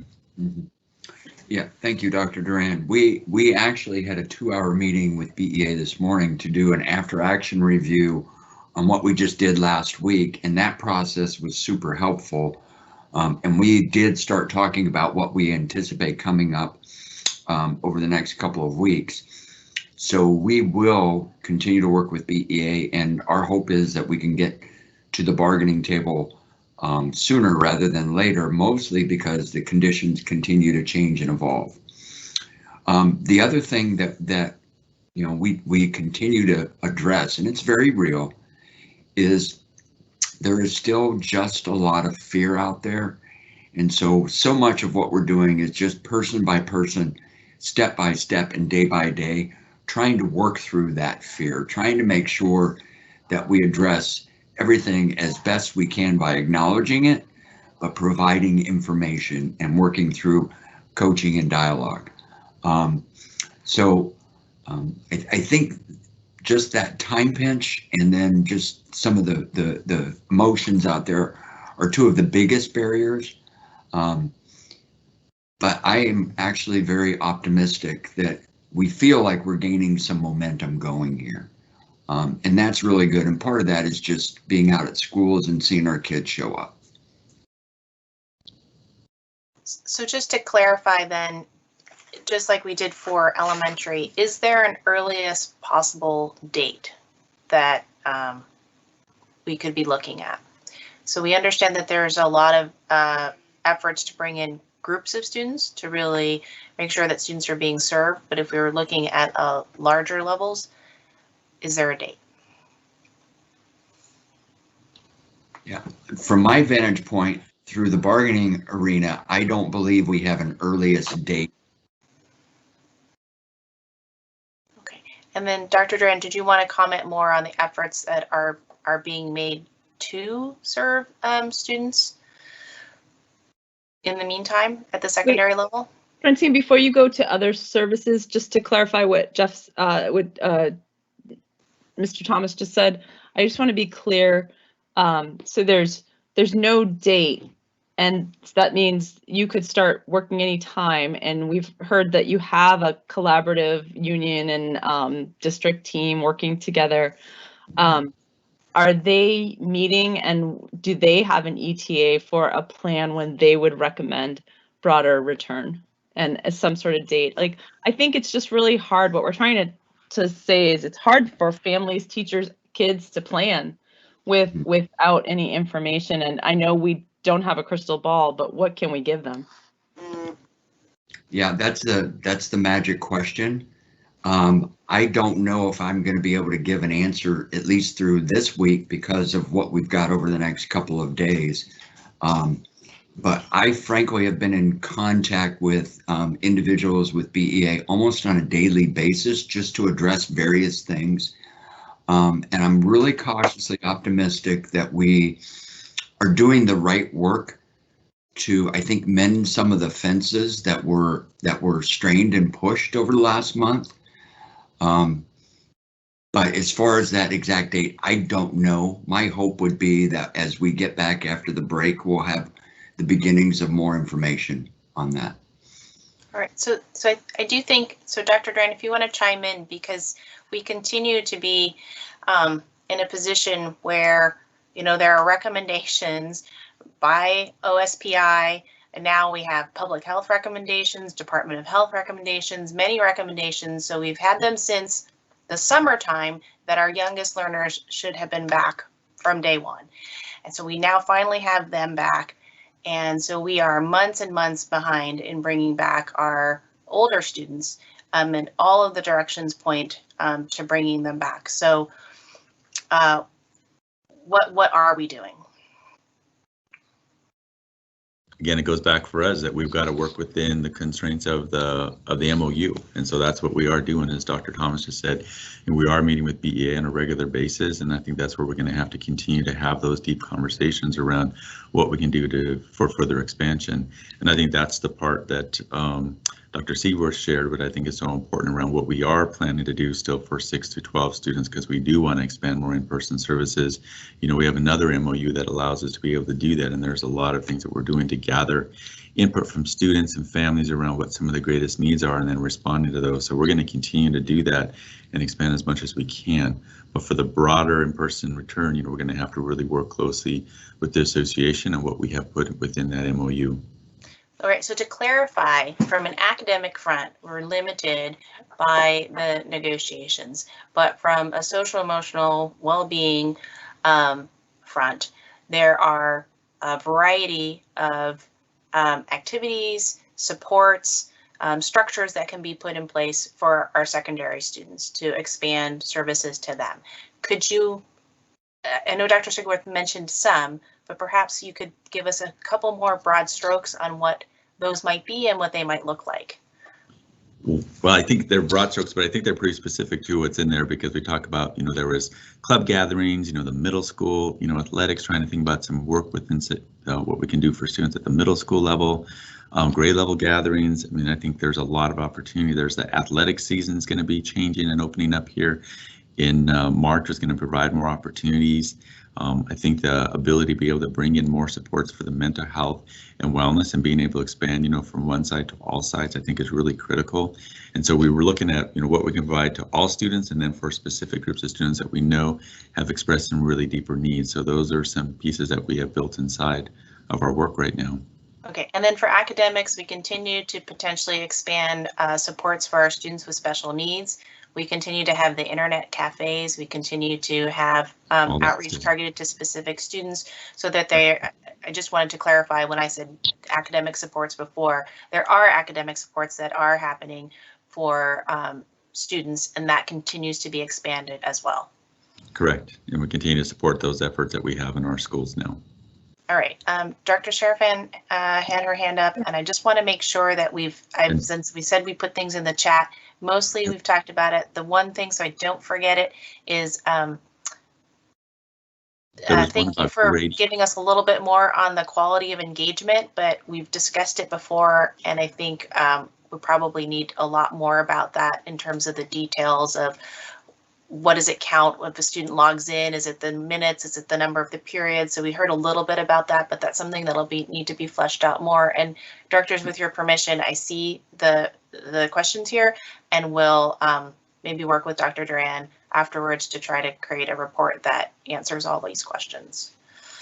Yeah, do we want to address the grading question at least? And Mr. Harrison can address that one if we want. Yeah, that'd be great. Before we go to that, can I just, I guess I'll just make more of a conveying of sentiment that I think, at least I know I've heard, I don't know about other board members, but I'm going to guess maybe too, certainly necessary to ensure that those who've expressed specific needs, I would say those that can be articulated or that are visibly seen, but I want to make sure that we're aware that just as Dr. Weiss said, in parallel to as we try to find ways to bring back students who've elected hybrid back for in-person academic classroom time, that we in parallel explore these other things.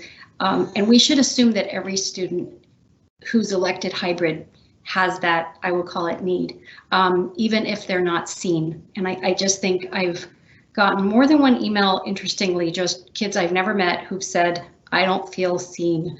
And I don't register on anyone's radar. I'm not getting a F.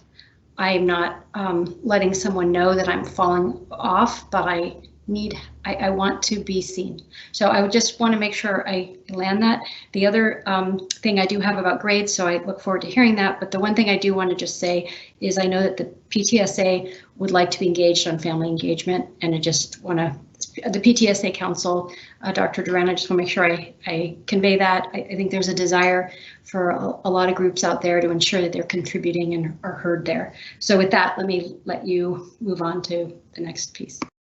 Before we do, I do want to also add something to what you said about the piece on about the need to engage kids academically and to be moving forward. I think that the fascinating part of the data that Mr. Jones showed us earlier is that the kids are showing us not at like some kids are not doing great or others, 100% of them are looking for engagement. And that comment that Director Serafan called out about the child saying, just because I didn't ask a question in this environment doesn't mean I understand everything that's going on. I think that the struggles for our kids are pretty real. And I think that what we're getting from data and also seeing an increased frequency of some communications from students that are of a very different nature than we had gotten in the past. The kids are calling out for some help. And while it is awesome that we're going to do all these supplemental things, and we totally should, I think they're fantastic. I think we should never forget that, like, addressing their concerns in the context of our core work is critical. So the quality of engagement, continuing, it's great that we have professional development work going on for the remote learning, but also offering learning opportunities that really truly meet psychological, physical, and mental needs of all the needs of our kids. So.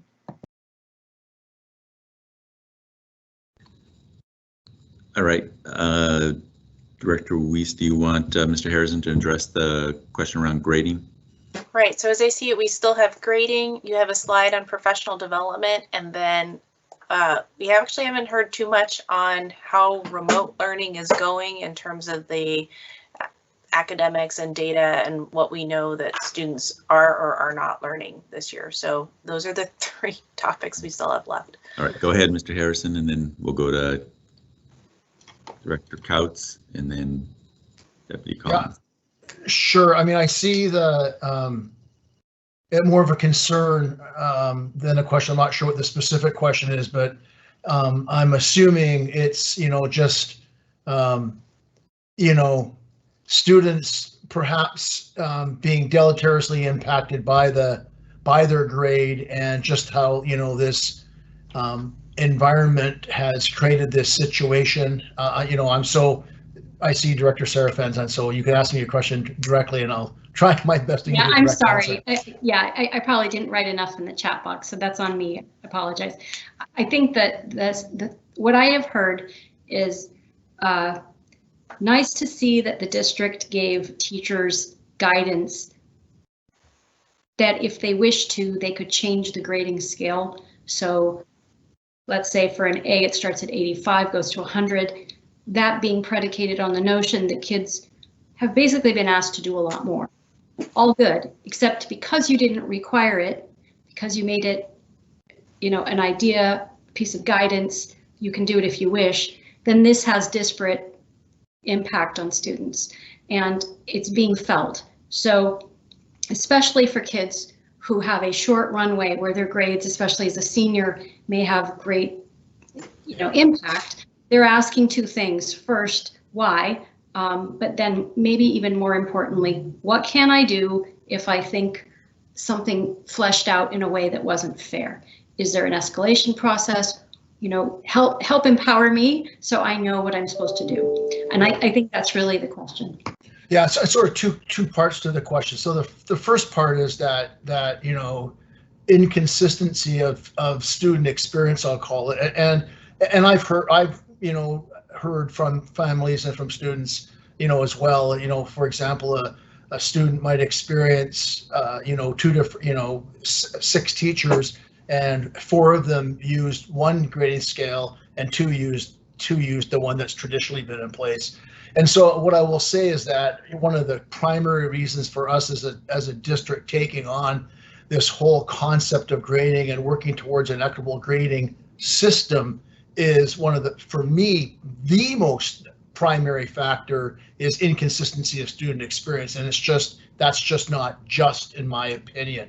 So what we really don't know is how disparate that student experience really is. And so what we are working on, both I met with Directors Powers and Dunwald last week. Now that the grades are in, now that the requests for Ps have been made, we're in the process of doing a data analysis of first semester grades. We hope to share that information with you in the Friday update, and we'll also, of course, share that information because it's informative. It's informative to the grading advisory team as we continue our work, and it tells us kind of, what that experience really was for students. What was the grade distribution? How does it compare to previous years? And and that will inform our work going forward. So I hope that answers the first part of this question. Yeah, it does. I think the second piece, I'll just say, I think for many kids, it could be that I'm thinking juniors, seniors may feel this the most because sometimes they might be applying for things this summer, whether that's an opportunity or it's for college. I think there's probably a level of faith we all have that by looking at what happened here, you'll be able to do something good long term.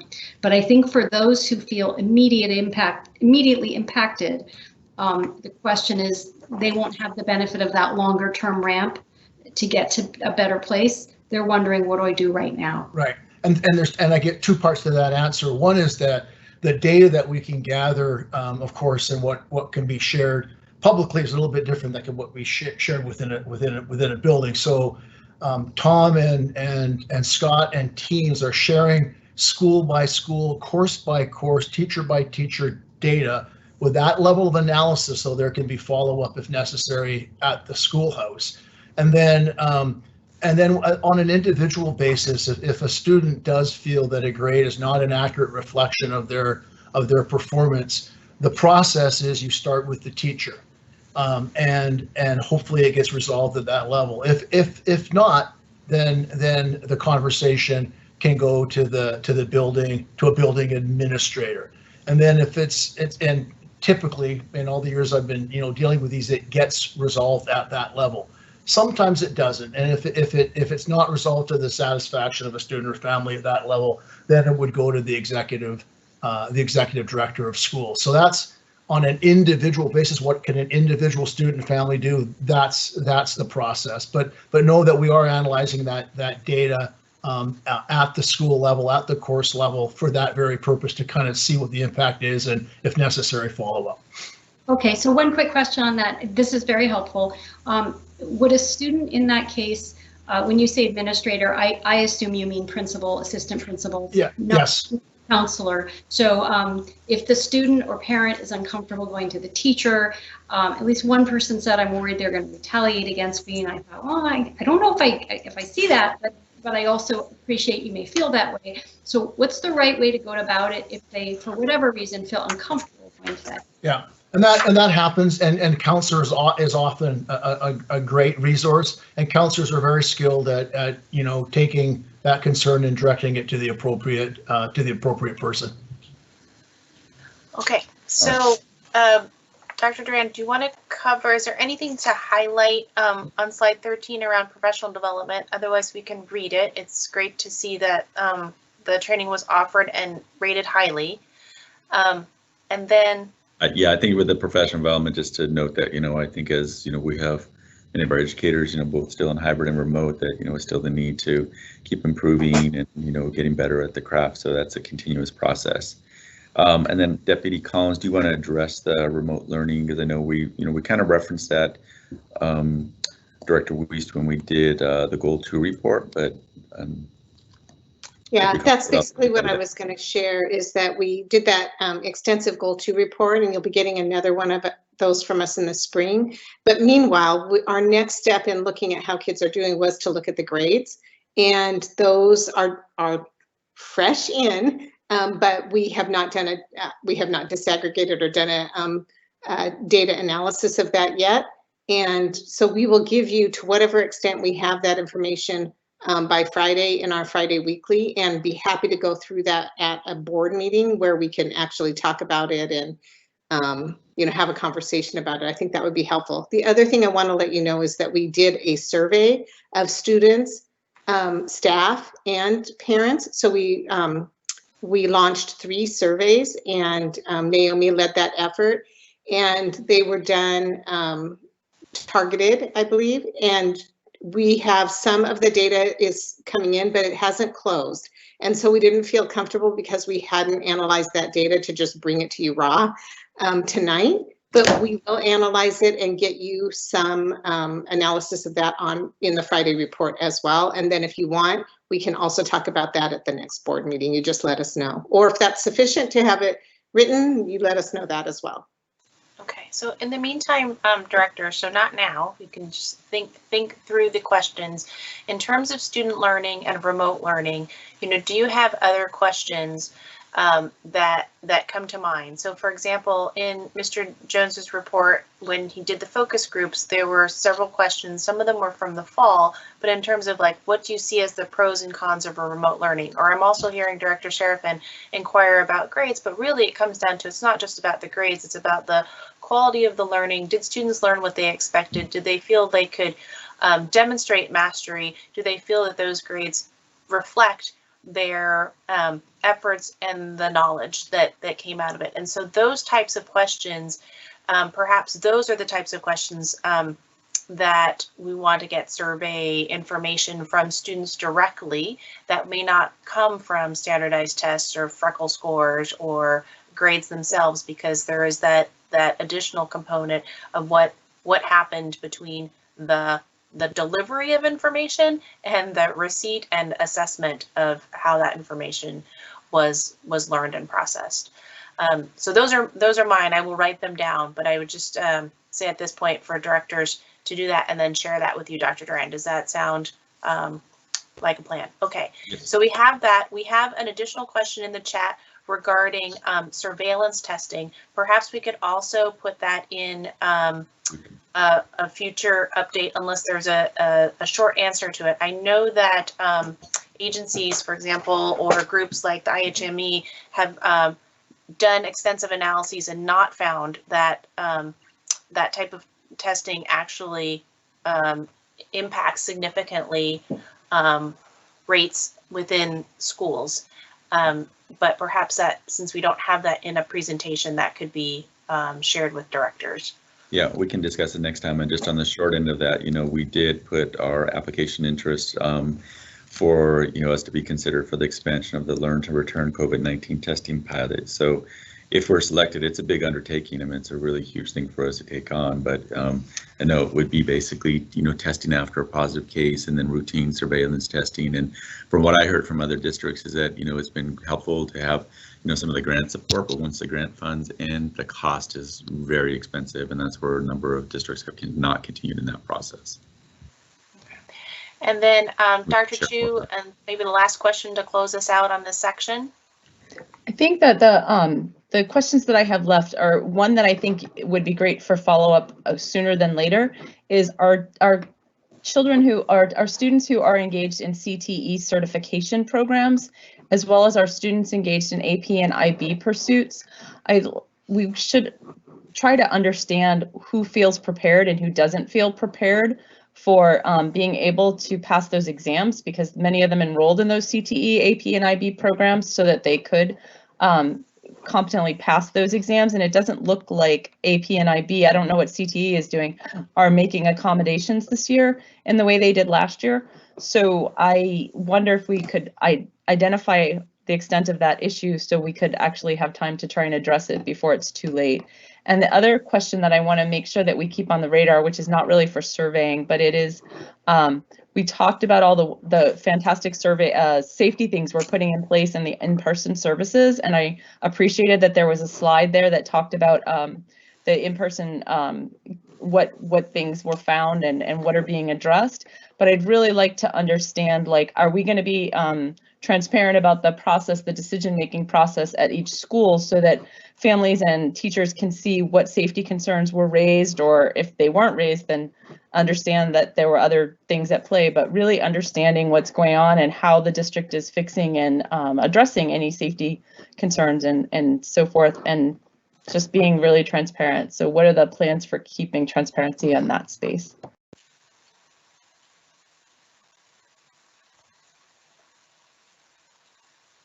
Okay, do you want us to try to do the updates and board updates on the weekly, or when we do our next board meeting? I thought you said that way. That was a final question. So the last question I wasn't looking for a later update on. I was looking at something now if you have it, whatever you've got.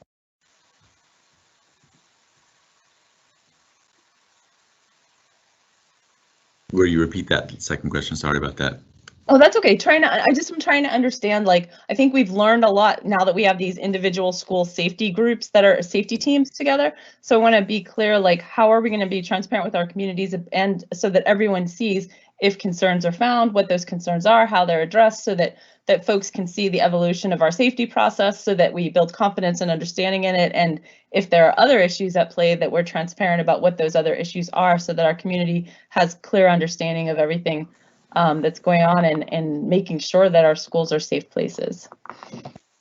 I can say that part of the work has been, working with our school leaders on just going over. They kind of did even a review of how it went with this first round, and then coming up with different ideas around what they need to do next in order to try to improve processes and just to make sure they have the right data and stuff in front of them right away. So I know that's work that we're trying to do, with our school leaders and with support from district staff to help them in that area. And then I think we're working so that we are communicating to, our community in terms of what the results are, and to give them the information as best as possible. So it's a work in progress as we, navigate this new way of, what we had in our MOU, and the new way of thinking about how we're reopening our schools.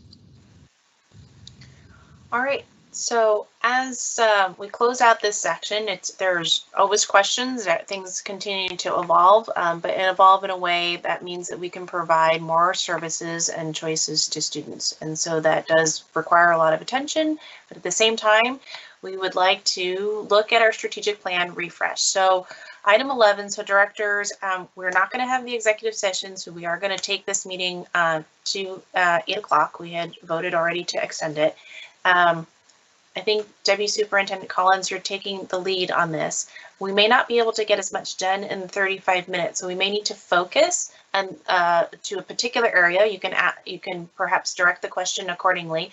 and then we can try to build in time later. So we were being ambitious, trying to squeeze in part of a development workshop into a regular meeting. Otherwise, normally we'd be ending and we'd be on time, yay! But we're trying to do a little bit more because February is a short month. So go ahead. Okay, thank you. I mean, focus is going to be the word of the hour right now, because that's actually the intent of the strategic plan refresh.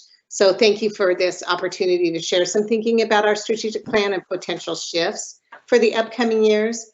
Our strategic plan, as you know, should communicate our highest priorities over a period of time. And it should point to our, we've been calling it like the North Star, and how we should align our efforts and resources to support these highest priorities. And I believe the board is already well committed to the idea of creators of their future world. We've already, the board was part of the workshopping when we developed that vision, but there may be varying ideas about what we really mean by that and what that phrase really means. And so what I'm looking for tonight is your agreement that we should look at our strategic plan with this laser lens on 3 priority ideas aligned to the idea of creators of the future world. And the way I present the idea of creators of the future world might seem narrow, and there are many other skills and ideas that would contribute to a well-rounded student as a creator of the future world, but I am just suggesting it as a starting point for this focus. In addition, though, you'll think, well, what about reading and what about math? Yes, there are several things that an educational organization should be doing every year. And not only that, we're required to do those by law, and these are important foundational things for us to be doing, which is literacy proficiency, math proficiency, ensuring that our students graduate, social emotional health. However, we want to think about to what end for our students, what are they reading and learning these proficiencies for? And so the vision of creators of their future world, I think, is a larger sort of strategic effort in order to focus us on this sort of North Star and how we utilize those basic skills. And we're going to continue to do that. We're going to continue to measure those. So I want you to hear this presentation a little bit with that lens. So let's see, there was a couple other points I wanted to make. So I wrote myself some notes. Oh, there was a PowerPoint that was provided in the board docs, but it didn't come with the music, which I know is markety, but I talked to several people trying to see like pros and cons. Should we show this with or without the music? And the overall consensus was, Eva, just show it with the music, because even though it's markety, it's intended to evoke emotion. That's the purpose. It is like a commercial, invoking emotion, but also creativity from you, because you're going to now go on this sort of creative, innovative journey about thinking differently about our strategic plan. So I'm going to show the PowerPoint. I want you to know it's kind of markety. And you're also going to see something that is not intended to offend any of us who were participated, myself included, in developing the annual plan goals and targets. It shows that we have a lot of them. That's the only point. We have a lot. And when we have a lot of goals and targets, it's hard to do those. It can overwhelm the system, and we maybe will not effectively achieve the change that we want to see. And so by narrowing our focus, what I'm suggesting is that we will impact and see the change that we want to see. And by thinking about something like creators of their future world, something that we don't already have a system in place for measuring and like a P12 articulated plan for that as our sort of North Star, which we already do for literacy and math. We're always improving those areas. Then if we continue to focus on, let's say, literacy and math as our strategic direction, we might lose this opportunity to achieve creators of their future world. So having said that, Mike is going to show the PowerPoint, and I'm going to skip over the first few slides, probably, Mike. So I will ask you to bring that up and go ahead and click. Next slide. And go ahead and click the next slide. The board knows about this. These are the areas, the 3 priorities that I've listed here are the 3 priorities that we're going to be talking about, and whether or not the board feels that we should start shifting our focus toward these 3 priorities and whether or not these are the worthy priorities. And they look like just 3 simple bullet points, but they're quite hefty. Next slide, please.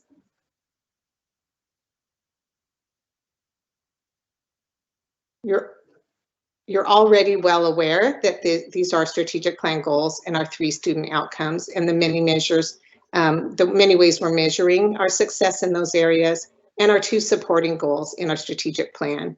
And then we have many annual plan goals. These are the annual plan goals for 2020-21, this current year. These are our additional annual plan goals and targets. These are all of our tier 2 goals, additional tier 2 goals. And finally, these are some more tier 2 goals. So we're asking ourselves today, well, what if?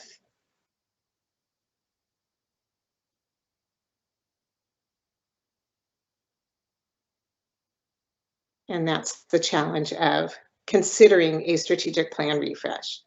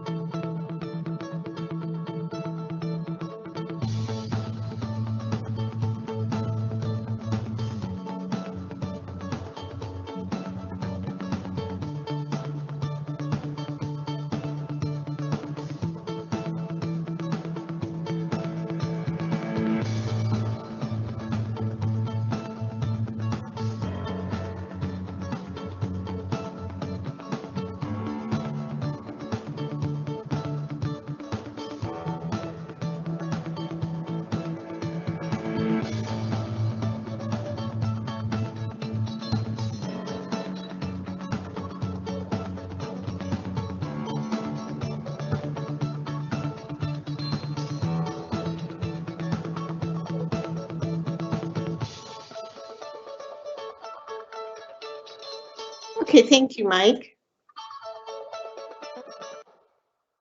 Thank you, Mike. So the 3 priorities, again, developing systemic equity is a big, it's very complex and very big. And so what specifically do we mean by that, and how would that be translated or implemented over the course of however many years? And I would say it's our life's work. It's not over the course of 2 years or 4 years. It is our life's work. And then global competency, looking at global competency maybe as an entry point into the long-term strategy to develop students as creators of their future world. There are other potential entry points, but this is the one that I selected as the entry point, and so that could be debated. And we don't want too many entry points, because then again we're back into overwhelming our system and not having a very good focus and able to achieve. And then finally, innovative and equitable assessments. That really is mainly about looking at other ways that we can determine what kids know and are able to do. In many ways, I call them strength-based, because you're looking at what do kids know versus what don't they know. Portfolios come to mind, performance tasks come to mind as evidence of students learning. And there are others that that I may or may not be familiar with and that may be on the horizon, but just to round out what we know about what we know our students are capable of doing. And so another way of looking at that. So those are 3 areas that I would suggest that we focus on as priorities. And then I know you have some guiding questions to consider for the conversation around what you just heard. Are there any clarifying questions? Just keeping them super short. Dr. Chu. Thanks. I'm really excited about this idea of global competency, and I really appreciate the way that equity is woven straight into the focal piece. My question for you is, I'd like to understand how the 3 things that you have, how you see those as providing additional focus, because you're saying this provides additional focus, and I'm just wondering how those remove vagueness and provide clarity so that the people are heading in the same direction. How did you see that? Thank you for that question, because I don't think that this necessarily reduces workload, for example. It's not like, oh, and now we'll be doing less work. I think it just focuses our work differently, and it gives us, well, for example, Dr. Chu, I remember you talking about having had a conversation with some educators who said, I'm not really sure what we're striving toward in our strategic plan or in our annual plan. They weren't really sure, like, what I keep saying the North Star is, but what's the direction? This gives our district a direction, and we can all talk about it and get on board and start having a conversation about what do we mean by global competency. And this is the different thing that we're heading for in terms of education. So the reason I like it is because I do think it is our vision of creators of their future world. I don't think just math and literacy and social emotional learning, I don't think those are what we meant by creators of their future world. Those don't necessarily result in students having a global understanding and the kinds of experiences, educational experiences we want them to have in order to prepare them to lead as world problem solvers, critical thinkers, and the ability to work collaboratively on global issues and be competent in that sense. And so I think it gives us that focus. Just to clarify further, the idea of global competency, I see how you're saying that provides a direction. I'm trying to understand how developing systemic equity and using innovative and equitable assessments are are directional as opposed to strategies to get us somewhere. Okay, I appreciate that because I didn't explain that very well in the beginning. The priority number 1 about developing systemic equity, that's been a goal area. That's been a goal area in our district, I think, for a long time. We've been doing a lot of work around equity. We just had this long conversation about our equity policies and how equity should be driven in all of the things that we do, but it hasn't been our top strategic plan priority. We haven't systemically developed a plan, an equity, how systemically we're going to approach the work of equity. I think we're coming close, particularly with our policy, but it isn't our strategic plan leading priority. And if it were, then that's the thing that we would continually talk about. So what is our plan? What is our action? And how are we measuring that? And what are we doing? Equity isn't just, it's not like a thing, like it's not just culture. It's not just student outcomes. It's not just systems and structures, but it's all of those things. And so we haven't had a strategic direction around equity, like what specifically are we doing? If we weren't to address that, if that were not to be our top priority, I do think as we got deep into our work with students around global competency, that for some of our students, they would see this as somewhat of a hypocrisy with the culture that we currently have or what they're experiencing in the Bellevue School District themselves, perhaps, what they've been telling us they've been experiencing. And so if this was not one of our top priorities, I think for them that might be the disconnect. And then the innovative and equitable assessments, I think those go hand in hand as well with equity and with global competency. But I also think the reason I would put those as a separate bullet is I would not apply them just to global competency. I think those kinds of assessments should be looked at in all subject areas, in all grade levels. And that's something that we really haven't done as a high priority.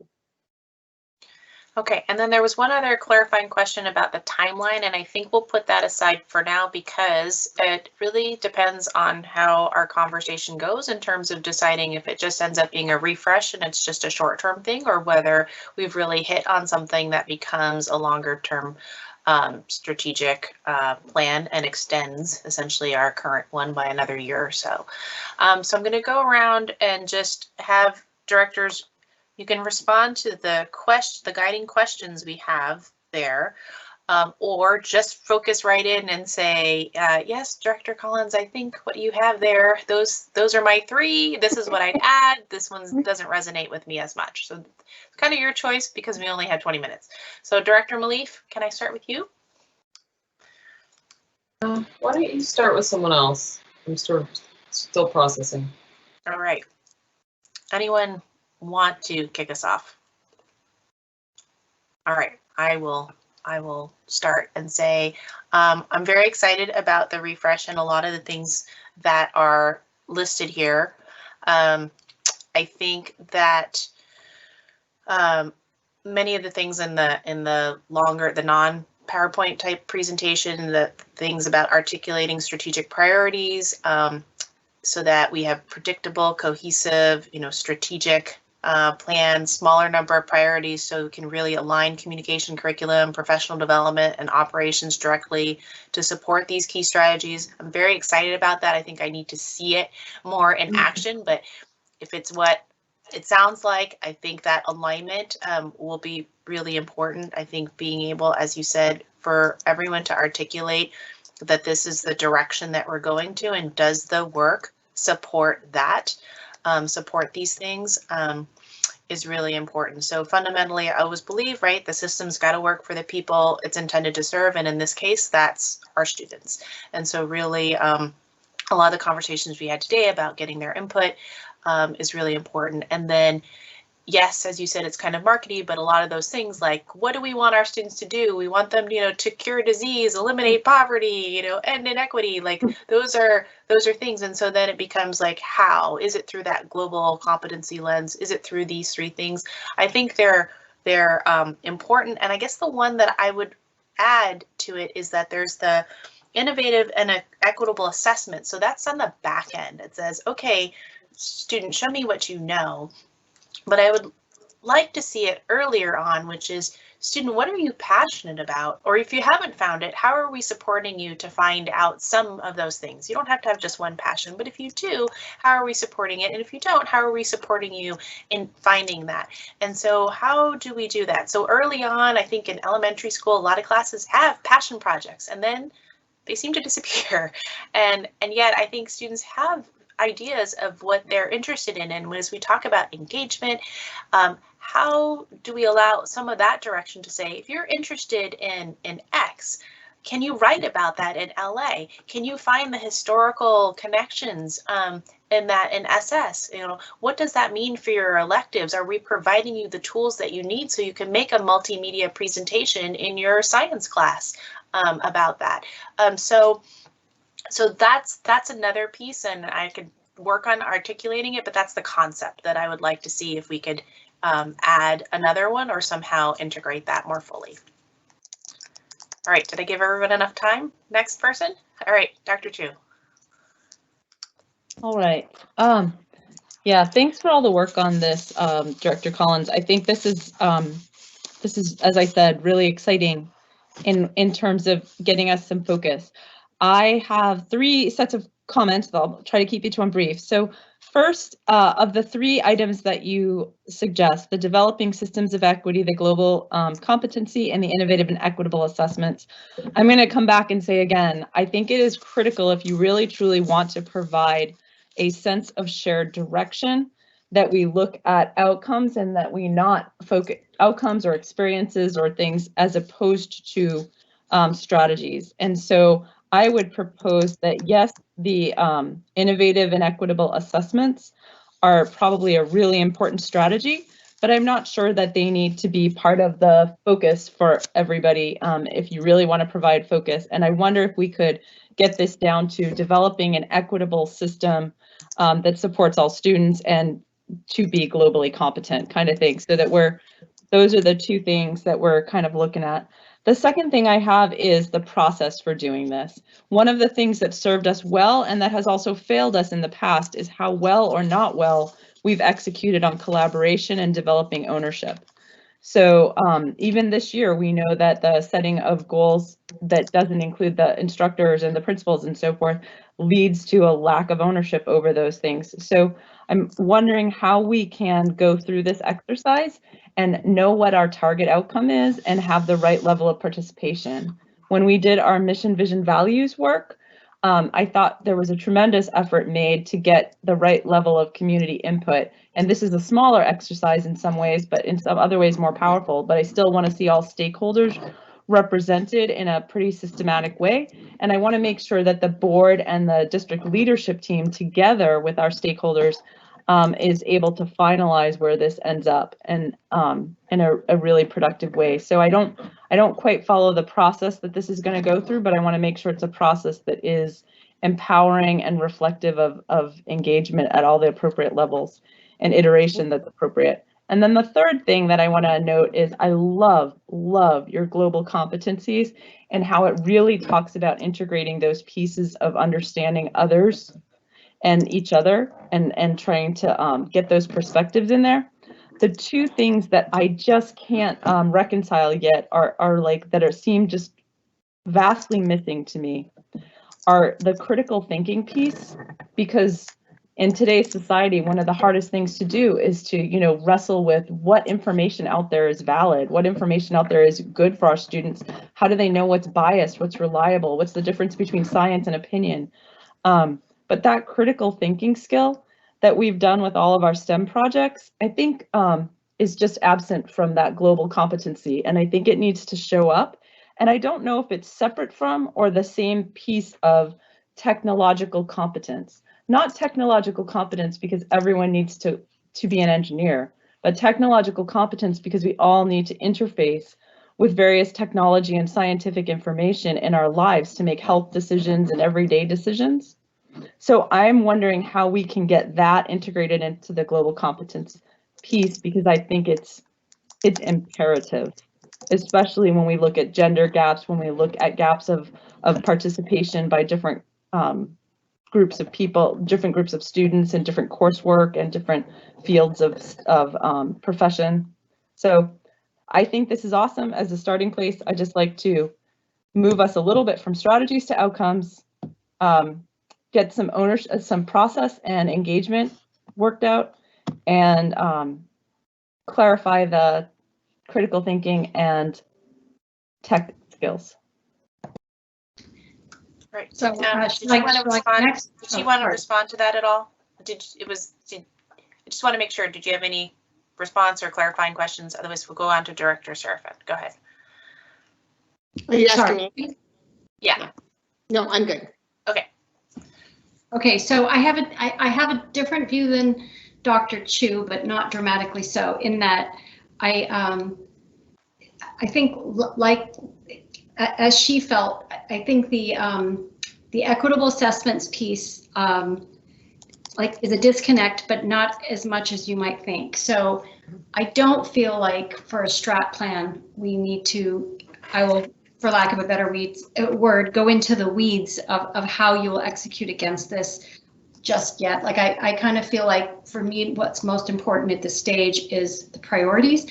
So kudos on narrowing it. I think that's the right thing. I agree with you on the sense of a North Star. And I like that what you were thinking about is not, are we delivering on what I would call the bread and butter of what we should be doing, but what is our next delta up? So all good. I think what strikes me about what was maybe bothering me, I guess, about how this was framed is what I like about global competency is you are talking about the end state of the student. But when you talk about the other two things, you're talking about us.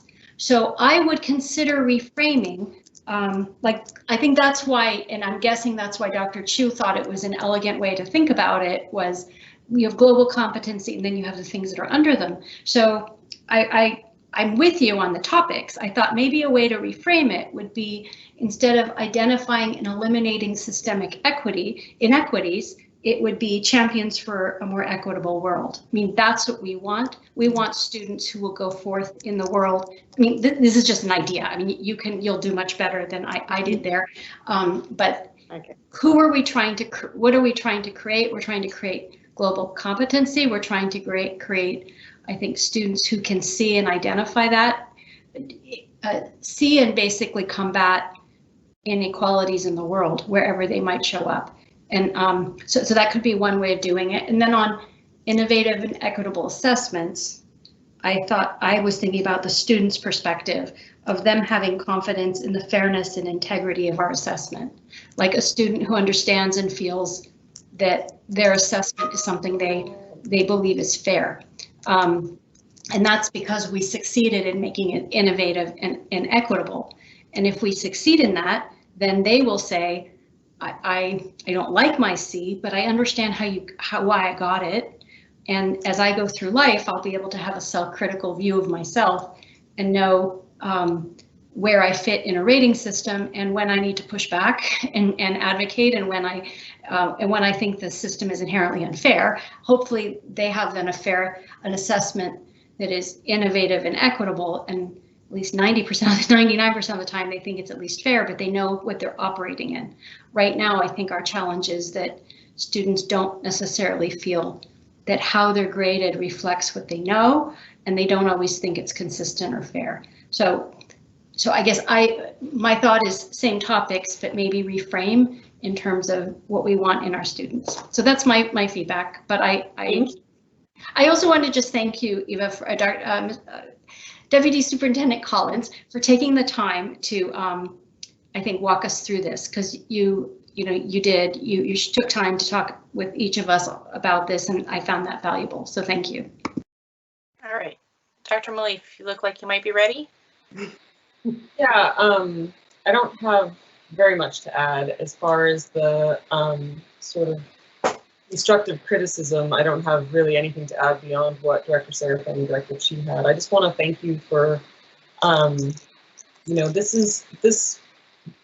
this global competency centering really resonates with me, especially in the middle of a global pandemic in which we see variants spread from one continent to the other within a couple of weeks, no matter what people try to do. And this sort of thing is what, this is what I want for my children, right? Like, I have young kids, they're just starting in this system, and this is what I want for them, is to be able to recognize the impact that they can have on other corners of the world and vice versa. I especially liked the the instructional shifts and ideas for that in terms of like integrating this. I did really appreciate Director Chu's comment about critical thinking as being vital as an add-on to this. But for the most part, like, this is exciting. I find it exciting. So thank you for that. Director Watson. Yes, this has sparked some thinking, which is not completely fully baked, but here goes. So I think the competencies are definitely on the right track. I would add the critical thinking skills, because I think we see that greatly lacking in our society today. As far as the priorities, I think because I do think the global competencies are on the right track, then making our system equitable and having people be equitably assessed makes sense. Some of the basic skills on the continuous improvement is good. So what's resonating with me is I'm looking at this, with a sort of historical perspective. And it wasn't that long ago in our district when we said our main goal was to make everybody college and career ready. And then we got all very academically focused, and that was fine as far as it went, but some people weren't well served by that. And now we're thinking creatives of the future world, and we're thinking, these big problems of the world, and the kids going out there and really preparing them to really make changes in the world. And so I think there's a piece missing. And the piece that's missing is the connection between their K-12 preparation, if they develop these competencies and everything goes as we want, and where they're going to take them. And so I would add a piece of counseling in maybe their high school years that would help them find out, you know, what is the passionate issue for you now that maybe you have these skills. And we were talking about poverty and climate and war and prejudice. Where would you focus? And what's a big and urgent problem of the world that you can focus on? How would you find the right career? And how would you get into that career? How would you start to make connections to kind of work in that area? And all of this is inspired. I think I mentioned, it just seems to connect up to this 80,000 hours project that I've been so interested in. I don't know if I mentioned that before, because that's how many hours there are in a career. And it's a project that comes out of England that tries to help guide people globally through this, how to identify those problems and put their talents towards them. So I would just suggest having one piece, which is a counseling piece, so that they know how to tie all of this together to their future. Thank you. Okay, and then I think Dr. Chu had a follow-on. Yeah, thanks. Love this discussion, and I think that there's going to be a lot of room, I think, for us to see where like individual departments and places will develop particular goals, but that doesn't need to necessarily float up as high as we've had everything floating. Feels like in the past we've had everything floating at the same level, so that counseling thing might be easy to capture in some ways. The thing I wanted to say is that when Dr. Serafin was talking, it was really resonated with me. The idea, she was saying exactly, but better, what I was trying to say, that these need to be about outcomes and experiences. So I believe that the global competency is centered on that already. That's what I said. And I think the other two are not. And as Director Serafin spoke, I actually think the two might be able to be combined into a single goal. And I wonder if, I'll leave this kind of to you guys to think through, but the global competency is where we want them to get when they leave, by the time they leave. And that one actually does already include something that's akin to Champions of Equity, because it's talking about how they value and respect each other, right? And how they include each other. I wonder if the first goal or the second goal, whatever order, should be about, or the second vision should be about the system that they're in and the experience they have. So if they have that they are all having an equitable experience, because then those innovative and equitable assessments are part of that experience, but that every student is having accessing, not just might have a chance at, but is accessing and contributing to an equitable system. So they're not only getting a system, but we recognize that they're part of that system. So they're participating in it. So I think like every student is participating in, contributing to, and experiencing an equitable system and accessing that equitable system. And the other thing that's kind of connected to that, it's just a detail from the last round we had. We have these lofty aspirations about curing diseases and everything. And one of the things we were reminded of during the last process by some of the students who whose paths in life will likely not take them to develop the cure to a disease, they could still very well contribute and experience these goals and contribute to the other things. So I think we should be careful to make sure that we keep in focus that there are all places for them to contribute, including to make this an equitable world, to appreciate each other, to bring others in, etc. So anyway, I'm thinking that you could still go down to 2, and I really liked Director Serafin's ideas as well. Yeah, and I have to say, I did kind of come around. I think I agree with you on the, you know, what else could we do with innovative and equitable assessments? And I think I do agree. It's not an end state. It's an action by us. But I can feel your desire to kind of elevate the assessments piece so that it's not lost. So I took a stab in the chat. I don't think this is necessarily what you were going towards, but kind of like if you think if our assessments are really good, then kids come to know, or our students come to know where their strengths are, where their opportunities for growth are, and then they realize it's a continual improvement plan, like on yourself. And part of that is, where can I do better? How can I improve myself? And then in that process, you're also thinking of, well, what can I do in the world? So it could be folded into that. But I agree with both Director Watson and Director Chu that critical thinking, especially as consumers of information in today's world, needs to find its way here. And everything could be under global competency, but So I'll just read what you have in the chat, so it's in the record. Understanding their talents, passions, and opportunities for growth, and how to take them into the world.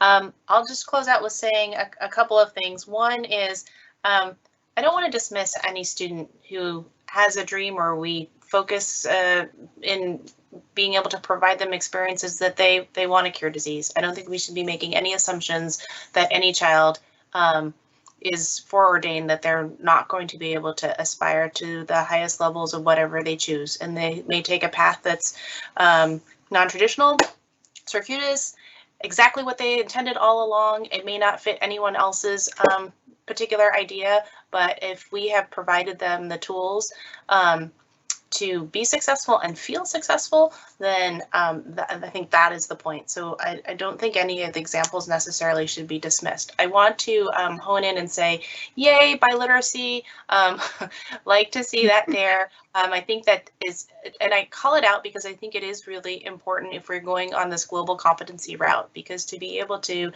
think and express in another language, there's all sorts of research around that. So I think it's a particular call out. There was a lot on critical thinking, and I want to say that the statement that is in the document that says P12 education in the Bellevue School District will prepare each and every student to be a creator of their future world. The creator of their future world will think critically, problem solve collaboratively, communicate effectively, and take action for positive change of local and global issues. So that's one I highlighted because I think it's there. I think it's very strong. I think that's a great summative statement of what's going on. I would say that all of this is also not just what students are learning, right, but how we approach learning and how students approach learning and how we approach supporting students' learning.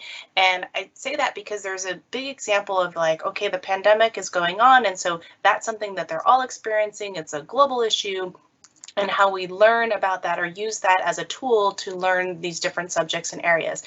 But it's also a way, if we switch this, it means that when there is another disruption in the future, whether it's a snow day or something bigger, that the learning system is in place so that students can continue to learn in a way that things don't grind to a halt, or we just say it's too hard right now.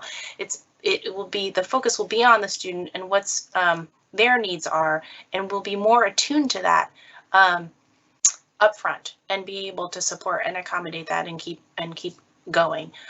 So I think that's really important. And then my last plug is just to say, I think in the questions that I put in the agenda, so the beginning parts are what statements, what should they know, and be able to do and experience.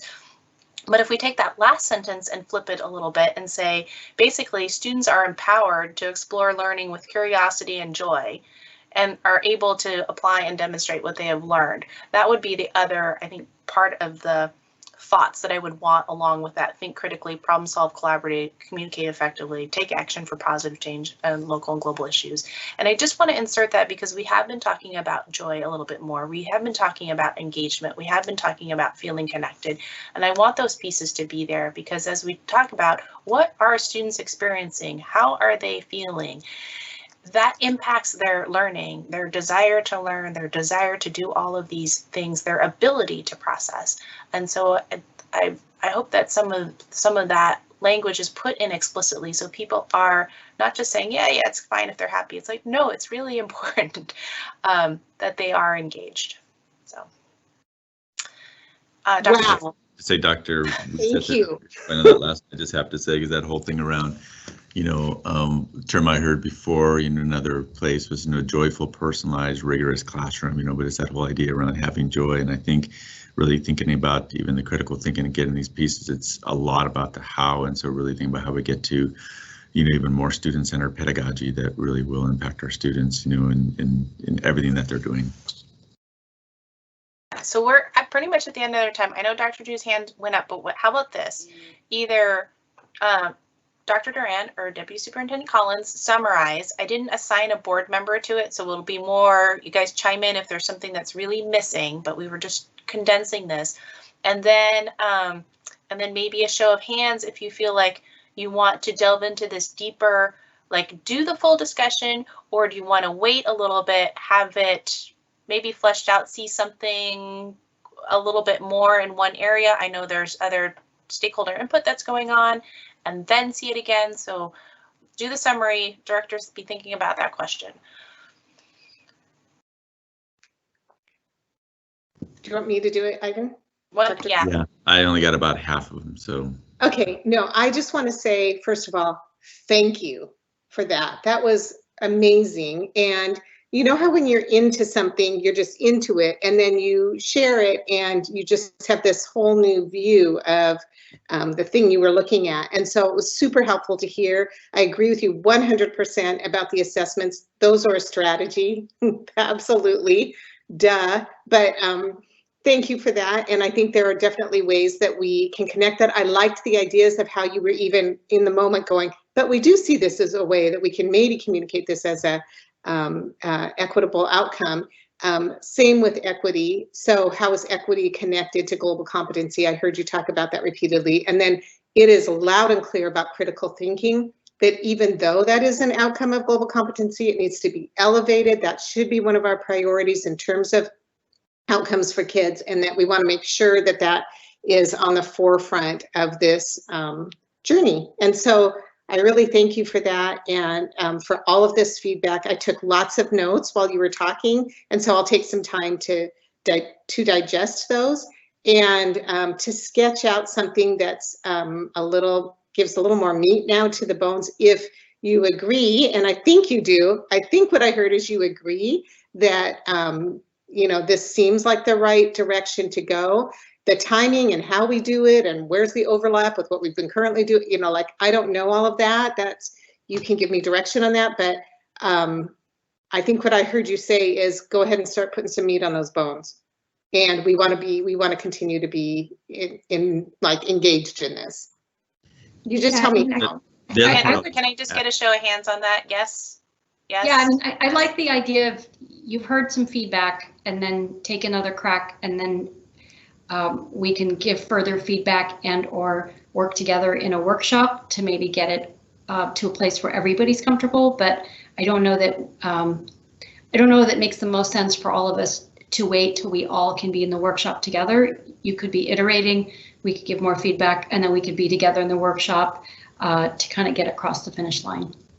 Okay, and then just jumping ahead then, just to round that out, since we do agenda planning next, I will look and see if we have time in one of our agendas coming up. We are pretty full with the plan that we already said, plus the board development workshops to try to get everything in. So we'll try to find another time, but I'll continue to work with Deputy Superintendent Collins, and then if someone else feels like they really want to make this part of it, we can do that as well, and we'll try to iterate and bring things back to the group.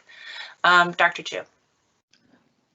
Yeah, thanks. So I do think that it is really important that we iterate, and I think it's right that staff should keep iterating. Like that's the right thing. We got to keep moving. I think we need to clarify where we're going with this. Like, what is the expected outcome? What is the timeline, and where are we going to go? And so we can jump in. The GoalCom is actually tasked to be the board committee that helps coordinate and liaise for things that are related to strategic planning. So I am more than happy to jump in and participate in this independently or as part of GoalCom to do that work. But I really think that what I said earlier about the collaborative participation of the executive, not just the high-level executive team, but the full executive team and the board together, was part of what gave broad ownership, especially when it was combined with an extensive systematic look at stakeholder input that was brought into that room and that was like brought up again and again and again during the work to finish this. So I think we should not discount that process. So but I also don't want this to be too lengthy. So I think we got to get crisp on what we're trying to accomplish here, so we'll know when we're done and understand how the goals will then fit into this. Like, I assume that the desire is to have fewer high-level goals, and then that all the departments and other groups would be setting their goals as ways of, like, I'm going to do this so that goal gets further done, right? So anyway, I am happy to sign up for that, but you can give it to Goalcom or you can do it differently, but I think we need a process. I'm happy to weigh in since you mentioned Goalcom. I mean, I think our committee could serve definitely as I would say a place to bounce off ideas, but I actually leaning into what Christine is saying about, I think the value when we were, back when we were in person, we all sat in the room and kind of came up with the ideas for the vision, mission, and values. That was because we had sort of real-time iterative thinking. And if we were to try to emulate that, then if Christine and I are overly, I'll say prescriptive in our feedback, then others will be deprived of the opportunity to be fully engaged. So if we kind of do it in a way where we give you our feedback, we don't consider it binding, we can just say this is what we think. And then you could have that, at least 2 of the 5 board members would have given you feedback. You could come one more time to the board in one of these sessions, and then when we are like virtually sitting in a room together, because it's going to have to be sooner than later, then maybe then we can just drive it. And I think back to Dr. Weist's point, we probably need an extra session. But I think this is important enough that we need to make that time. All right, so we'll figure out how to do that, because and it's great to see that there's a lot of interest, because this is also we've designated Dr. Watson and I as the superintendent's community advisory council liaisons, and that's part of their work too. And so that's why we were doing it that way, but we can work on that further. All right, I want to wrap this part up because we are way over time. And right now, director's reports. Director Watson had submitted something. We'll get it to you. There is nothing else in that section. We just talked about agenda planning. The draft is there, but it's very sparse. And I did outline earlier some of the things that we'll be seeing coming along, as well as the board development plans. So unless someone has something very specific that they want to see on the agenda next time, no? Okay. And then urgent, timely updates for liaison reports, like something that's an announcement that people need to know about before we meet again in March. There's a huge fundraiser going on for BSF that's going to be online. Erica, do you happen to have the date handy? All right, so we'll get that date handy before people finish, like someone else can give an update and I'll pull the date. Okay, otherwise they were all written updates, so yeah. And if there's nothing else. I'm gonna real quick take 30 seconds to just say on the record. So we got a whole lot of emails that referenced me being opposed to in-person learning, and I just want to set the record straight. I am absolutely in favor of returning to in-person learning in a manner that is careful, systematic, and safe. And maybe we disagree on what levels of precaution are required for being safe. And maybe that's where that information came from, because I don't know where else it would have come from.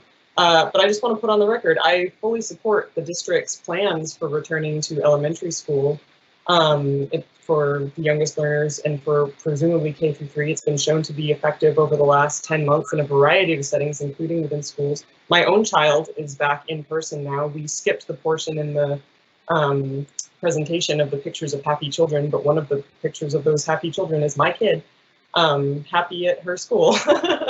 And I will have another happy kid on Thursday when my kindergartner goes back to school and sees her teacher in person for the very first time. So I'm very excited to have my kids back in school. I'm excited to have other children coming back to school. I do think it will be harder to do secondary safely But I'm really happy to see the plans with BEA and the district working together in a group effort to come up with plans for that. So I look forward to seeing what everyone comes up with. I just wanted to put that into public space because apparently it somehow got out that I am against in-person learning, and I don't know where that came from. So, well, thank you, Director Relief. Certainly, these meetings are long. Some of them are recorded and some of them are not. I think all of the directors' positions have been stated quite clearly over time, over the many months where this issue has been going on, but it's understandable that some people may not have absorbed the totality of the record to realize that. So, and as volunteers and yet public figures, we do straddle an interesting line where people feel that they can make bordering on defamatory statements about us or our characters, and yet without the full knowledge of information that's out there. So I would just urge our community in general to understand that we are taking into account a broad swath of information, as well as going quite deep into scientific data, public health data, data that the district provides, data from a wide variety of sources in coming and informing our decision making and our advocacy on behalf of students. I'm going to just segue here. We have the BSF Spring for Schools date is Friday, April 30th. Registration begins this Friday. And with that, I don't see anything else. And with that, we are adjourned. Oh, dang. I was going to let people know we're going to meet with Chris Reichdahl and we're going to be meeting with the public health again. So if you have anything of concern, let Dr. Duran know. Right. The director's advocacy goes far. The audit starts with the state auditors are coming in starting this week. So we are very busy, very active, doing a lot of advocacy on behalf of students in our district. So thank you everyone for all your work. Thank you staff who stayed with us to the end. Thank you directors for all of your hard work. We are adjourned. There is no executive session today. Oh, okay. Thanks. Bye. Good night all.